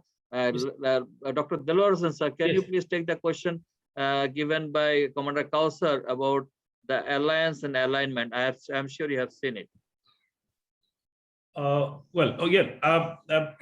Thank you. Before that, I could see one more question in the chat box, which is on the change of geoeconomics in the context of vaccine diplomacy. I think this has been indicated. You can take both of them, sir. Yeah, this has been already addressed by Professor Imtiaz, that in the post-pandemic Bay of Bengal, or in the post-pandemic South Asia, or the region that we are talking about, definitely it will go through a serious kind of rethinking of their existing approaches, which is based on kind of very zero-sum attitude or zero-sum approach related to rivalry, or related to having a kind of absolute gains. This approach has to be reconsidered by China or India, in the post-pandemic period. But I think geoeconomics, definitely it is changing, and it is a priority, whether we identify it in the environment of rivalry or cooperation, whatever we identify. But this is increasing. Whether it is we may question it, whether it is just increasing at the bilateral level or multilateral level. And of course, we'll try to see more in the context of multilateral level. And we know BIMSTEC has one of the very serious merits or prospects for its existence, or for its rationale, that BIMSTEC has focused on transport, connectivity, or this infrastructure issue from its inception. But this is not happening, we know, because of the priority to BRI, or priority to bilateral kind of initiatives. But I think Bangladesh is also part of the changing geoeconomics in the Bay of Bengal, because the way we are focusing our own infrastructure, and also focusing our connectivity. Very recently, our Prime Minister has expressed very rightly the interest to join in the IMT, India, Myanmar, and Thailand highway. So we are focusing BBIN, of course, on the one hand. On the other hand, in the east, we are focusing on also Bangladesh, India, Myanmar, and Thailand highway. And of course, China is also part of connectivity within Bangladesh, and also in this region. So I think geoeconomics, the way it is moving now, it will move, and more attention will be drawn to this aspect. And in the post-pandemic period, I think the very approach of zero-sum kind of thinking might change little bit, if sense prevails in the minds of the great powers. And about my slide, because of time constraint, I could not share all what I wanted to share. So I was just giving sort of academic kind of view that some people may think of alliance with China or alliance with India, which is not definitely the case that Bangladesh or we are pursuing. But as part of argument, what I wanted to share, that the alliance with China, with India, definitely has some kind of arguments in the sense that the way India has become very active in Quad, and particularly USA or Japan or even Australia, they are the extra-regional powers in the Indian, particularly in the Bay of Bengal. So India is the only country here which is leading a kind of Quad in the Bay of Bengal area or Indian Ocean, and that has some of course, benefit. And also we have more than 4,000 kilometer border with India. We have historical relations with India, and the role of India in 1971. All these can have some rationale to have kind of alliance with India, but and that might also reduce our dependence on China or other things. But this is one side. But on the other side, definitely we know that who can deliver. I mean, when we need to develop our port, when we need to increase our trade volume, and we have China as the largest trade partner of Bangladesh. We have China, which has offered more than $38 billion aid package. I mean, not aid package, actually the investment package for infrastructure and other development. So we are actually not comfortable in terms of alliance, whether it is with China or India or with the USA. And that is what I wanted to actually explain. And then that's why I finally argued that, well, when we say balancing, I mean, people actually misunderstand it. They think that actually we are kind of trouble. I mean, we are helping some other countries to balance adversaries. So rather we follow this as a kind of cooperative engagement with all the powers, whether they are vertically, I mean, they're very, very strong powers or great powers, or even global powers, or we can have much cooperation with powers like definitely in the Bay of Bengal, if I say, I mean, definitely apart from India or apart from China, we can definitely emphasize our relations with Malaysia, with Indonesia, Thailand. Also, definitely we have to think about Myanmar case very seriously, how we can deal with the Myanmar case. So, this is what actually I wanted to share with you. Thank you. Thank you very much, sir. Mr. Rajan Chandra Shah, you wanted to ask something. Thank you, sir. This is Rajan Chandra Shah. I'm the PhD researcher of Bangladesh University professional and consultant Transport South Asian Region World Bank Group. I have a question to Delwar sir and also Awal sir. I'm conducting research on port, and this is conducting by the last 20 years. So I think that Chittagong is the main center for South Asia. So I think the development of Bay of Bengal or our country and all others together, what you said earlier. So Chittagong port is actually the main node for South Asia, even the Asia. So do you have any recommendation to the government or policy makers for setting Chittagong as prime load center for Asia? Even we would like to divert the position of Colombo to Chittagong. Then the total development of Bangladesh will come together. So this is my sense, my study, and also research. So do you have any recommendation how to develop our Chittagong port as prime maritime load center for Asia? Thank you very much, sir. Well, if I just make a very quick comment on this, before that, actually, we need to develop a port, because to compete with other ports, or to be, of course, I mean, when we say Chittagong port, or Sonadia port, which has not been built, but port facilities in Chittagong to be the hub, definitely, technically and by location, definitely we are hub, and we have been hub historically for 100 years. But now we do not have the infrastructure to attract. So first we need to build the infrastructure, and then it's a question. I mean, to build the infrastructure, where do we get money? And then we find the dilemma. I mean, China has the money, and then India is saying that we have some money. Then USA says we have some money. So then Japan says so.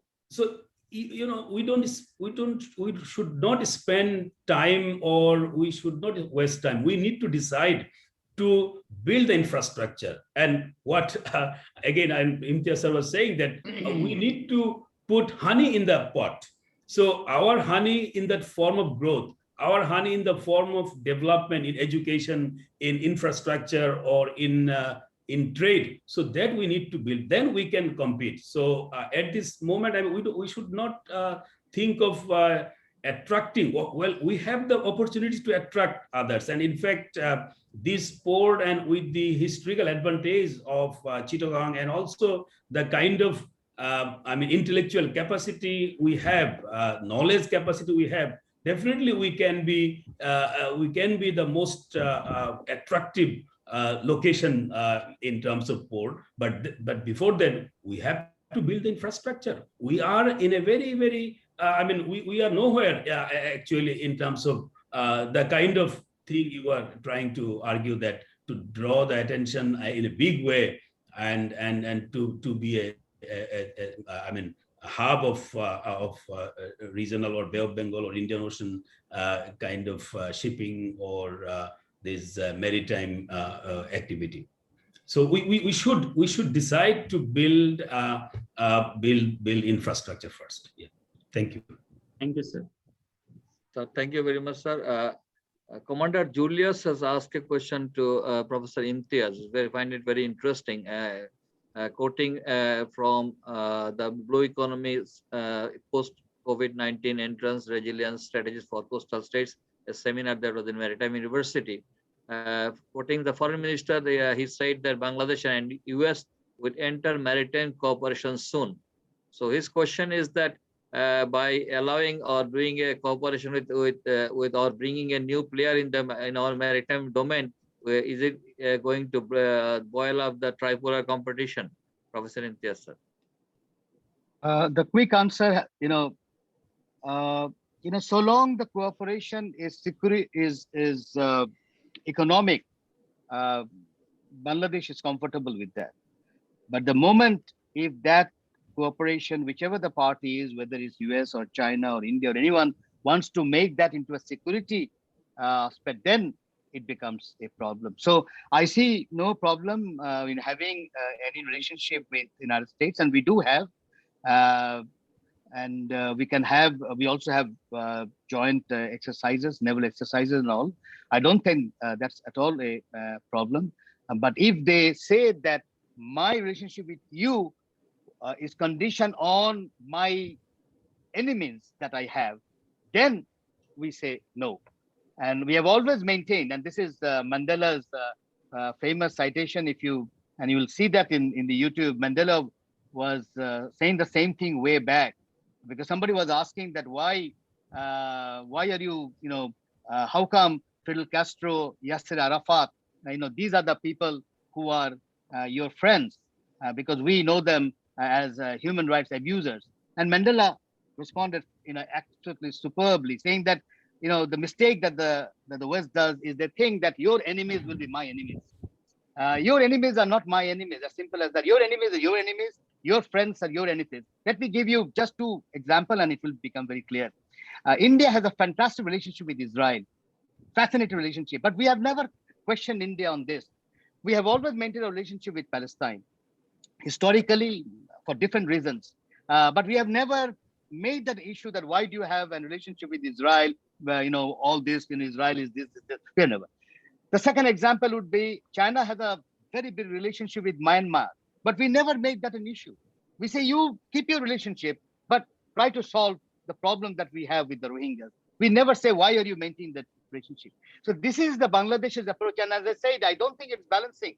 It's not an issue of balance, because Bangladesh cannot balance this.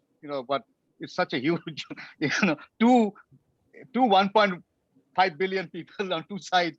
We can't do that in any way. So we are not balancing at all. This is what the civilizational context is. We have not gone into detail. But if you look, Bengal is a very, very old civilization, for God's sake. It's not 1971. It's a very old civilization. It got cartographical massacred by the British. That's the unfortunate part. But look at the letter that Mamata Banerjee wrote as a reply to our Prime Minister Sheikh Hasina. Please read that letter. There is a fantastic line in that letter. Bangla chilo mane monone chintaye amra ek. Mane it's you can see, and she's just a chief minister, writing to a prime minister of a country, but and this is what Bengal is all about. It has a civilizational linkages going back to 6th century BC. Our republican system did not come from the British or the Europeans, for God's sake. We had republican system way back with the Lichavi Republic, way back again in the 6th century BC. Gopal was an elected Raja, which the Buddhist, the Bengal was under the Buddhists for 400 years, and that's the reason why we have certain principles of Buddhism, and that's precisely the reason why we have Lalun and the Sufis, so well ingrained in Bengal. So I think with the US, so long it's the economic relationship, so long it's a question of exchanging technologies and understanding each other is fine. But the moment they would say, no, you have to join us because we have this enemy against which you have to be with us, that is where we say we put a limit. Right, thank you very much, sir. The letter you referred to, sir, if I may take 30 seconds, what Sure. Mamata Banerjee has said is that দুই বাংলার মধ্যে ভৌগোলিক সীমারেখা থাকলেও চিন্তা চেতনা মননে আমরা একে অপরের অত্যন্ত আপন, এই ভালোবাসার বন্ধন আগামীতে আরো সুদৃঢ় হবে এই বিষয়ে আমি নিশ্চিত। I think now we take the last question and then this is the question for Commodore Humayun Kabir regarding Indian Ocean is not India's ocean, and it allows all the vessels, whether military or civil, to utilize international waters. How Bangladesh can increase maritime security in the IOR in respect of FDMS issues. I'm sure you have seen the question, Commodore Humayun.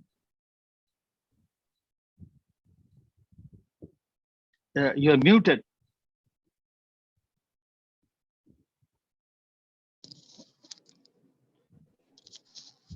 Well, please unmute yourself. This FDM issue comes with relevance to the illegal human trafficking and how the maritime security has contributed to prevent, to reduce, or to minimize these humanitarian aspects. There are two aspects in this.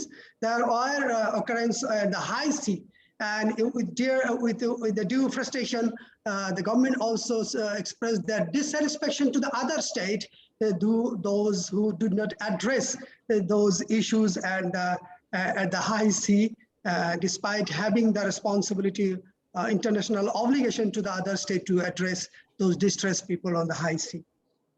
But in our context, what about the situation developed for the transferring of the personnel from the own territory or coming towards our territory, where was contained, was apprehended, and was very professionally handled this issue to ensure the maritime security as well as to provide the humanitarian support to them.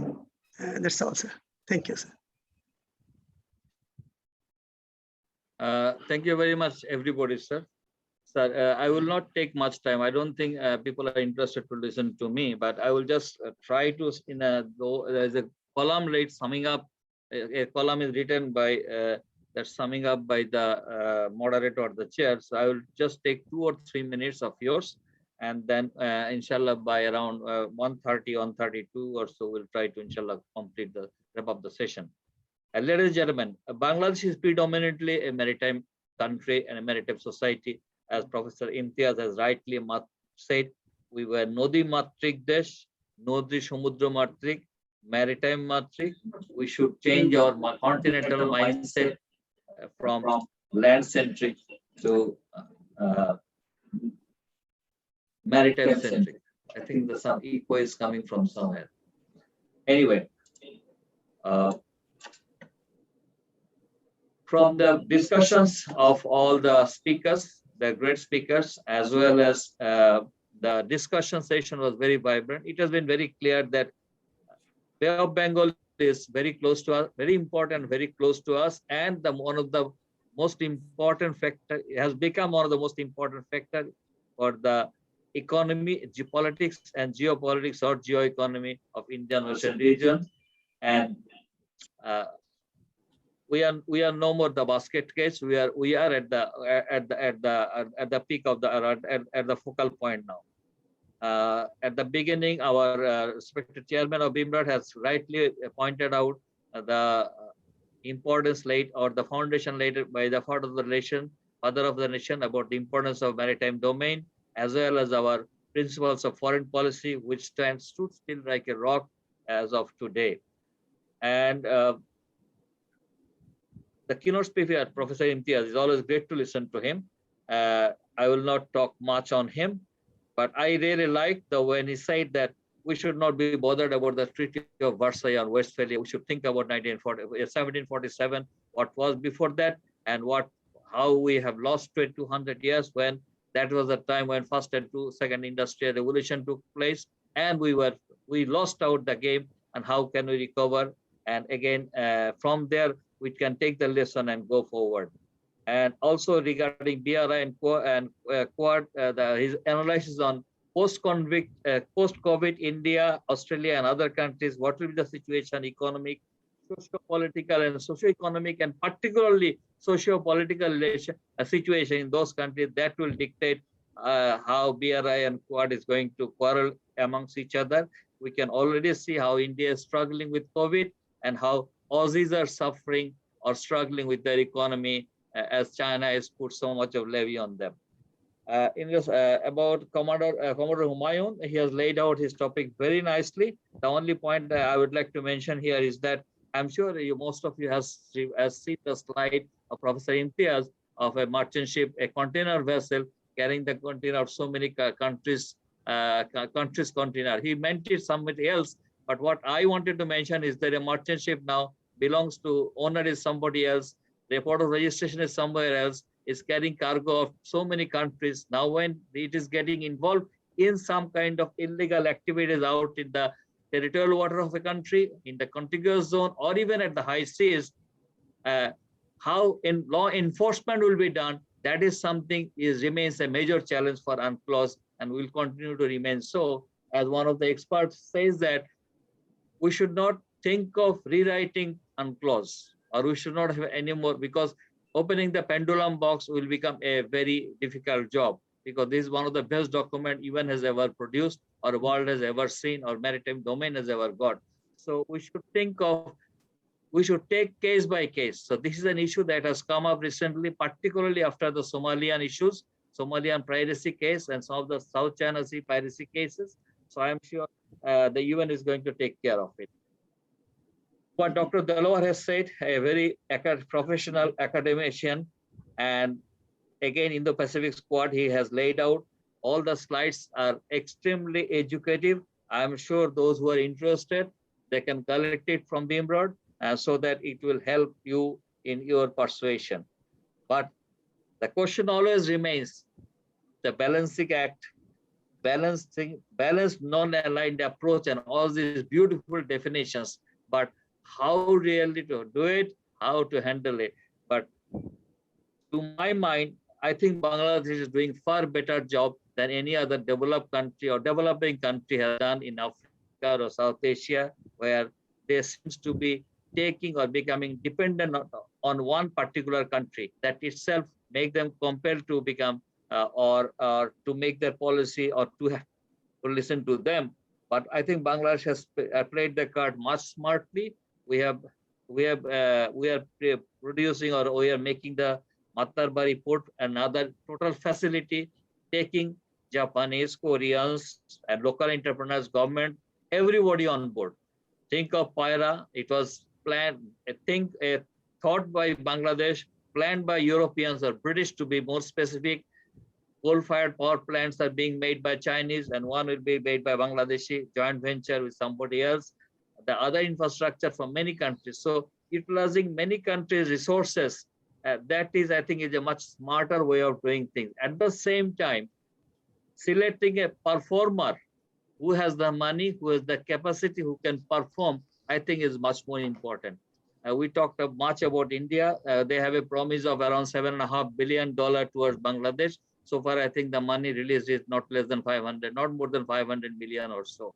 Same goes for in Myanmar itself, where we always talk that why Myanmar is in the backs of China, where we know that they have around an investment of $24 billion or more, it's slightly more than that from China, where India has an investment of something around $1 billion, where I think the biggest promised project is, I think, the hydropower project of around $6.5 billion.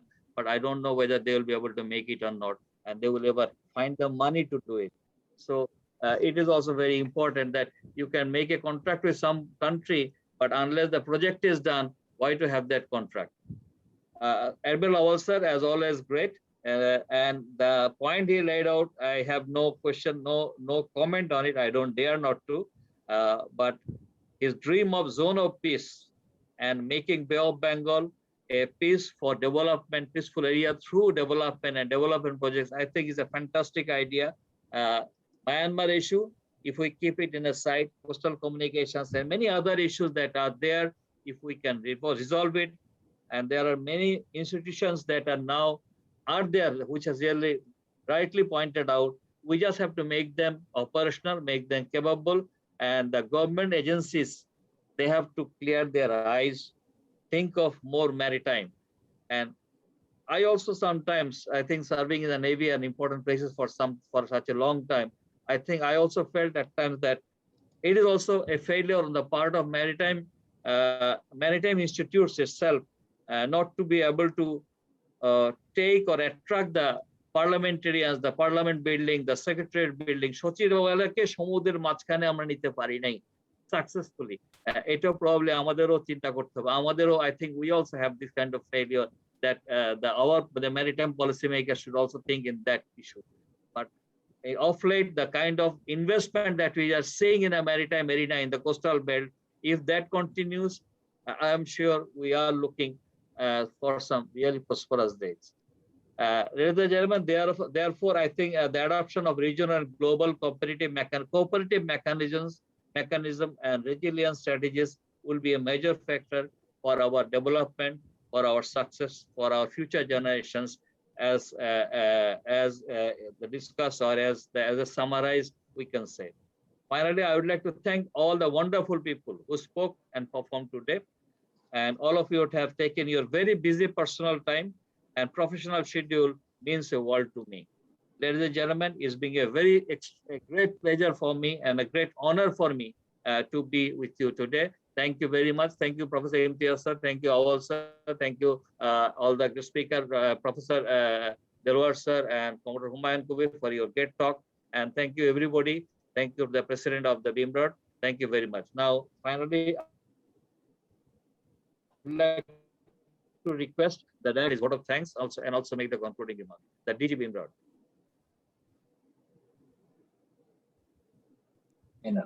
Thank you, sir. Bismillahirrahmanirrahim. Respected Acting Chairman BIMRAD and Director East Asia Study Center, University of Dhaka, Session Chair, Keynote Speaker, and panelists, distinguished participants, maritime professionals and researchers, ladies and gentlemen, Assalamu alaikum and good afternoon. I'm Captain Mina, DG BIMRAD. It is a great honor for me to be present here today on behalf of BIMRAD and East Asia Study Center, University of Dhaka. At this juncture, may I take this opportunity to extend my sincere thanks and profound gratitude to the keynote speaker, the panelists of today's webinar. I sincerely acknowledge their kind participation and also acknowledge the distinguished participants for your kind presence and make the webinar a meaningful one. Distinguished guests, in today's webinar, the keynote presentation highlighted the emergence of Indian Ocean as the center of global competition and the geopolitical dynamics of the Bay of Bengal. I'm sure that you all will agree the subject was covered thoroughly with a holistic approach.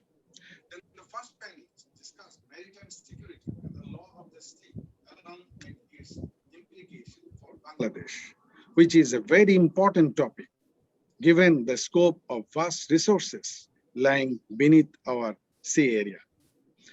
Discussion was also held on plausible balancing options of Bangladesh, referring to the geoeconomics of regional infrastructure initiatives in the Bay of Bengal. The issue is extremely pertinent to the present context of rapid economic and development in the Indian Ocean region. Another very important discussion also took place featuring the need for a regional maritime cooperation framework for pursuing common maritime interest, which could be a groundbreaking steps towards economic development of all the countries in this region. I'm confident that today's webinar hosted by BIMRAD and East Asia Study Center, Dhaka University, would significantly develop some roadmaps for further research works and strategies. Respected fellows, I sincerely believe that BIMRAD and East Asia Study Center, University of Dhaka, and other researchers working in this field will continue to thrive on developing meaningful and informed thoughts in respect of maritime interest in the Bay of Bengal for the economic emancipation of the nation. Definitely, these webinars will bring together researchers, practitioners, intellectuals, and maritime communities under one platform to focus on these critical issues to grow awareness and understand the complex dynamics that encompasses us and the rest of the Bay of Bengal littorals. Ladies and gentlemen, before I conclude, on behalf of the acting chairman, I would like to express my heartfelt thanks and profound gratitude once again to the session chair, keynote speaker, and panelists for sparing their valuable time to participate in today's event. I would like to extend my sincere gratitude to the director, East Asia Study Center, University of Dhaka, for taking the initiative to host the webinar jointly with BIMRAD. And I'm looking forward to more collaborative engagement in future. I also sincerely acknowledge the gracious presence of all distinguished guests and maritime scholars. May the Almighty Allah help us to navigate through all the challenges of coming days. Stay home, stay safe. Thank you, ladies and gentlemen. Have a great day. May I now request the session chair to declare the closure of today's webinar. Thank you all. Thank you very much, Director General. Thank you, ladies and gentlemen. The only thing is left is that the Eid is knocking at the door. Please do not go for Eid shopping. Keep the money safe and donate the money to somewhere that will make you safe on the day of judgment, inshallah. With all this, with these words, Eid Mubarak once again, and have it and good luck. And thank you again. Assalamu alaikum and Allah Hafiz. Eid Mubarak, sir. Thank you very much. Thank you. Thank you. Thank you, moderator. Mubarak, sir. Thank you, sir. Thank you, everyone. Thank you. Thank you much. Sir, thank you, sir. Assalamu alaikum, sir. Sir. Sir, assalamu alaikum. Sir, Eid Mubarak, sir. Assalamu alaikum, sir. Assalamu alaikum, sir. Sir, assalamu alaikum, sir. Eid Mubarak, sir. Eid Mubarak.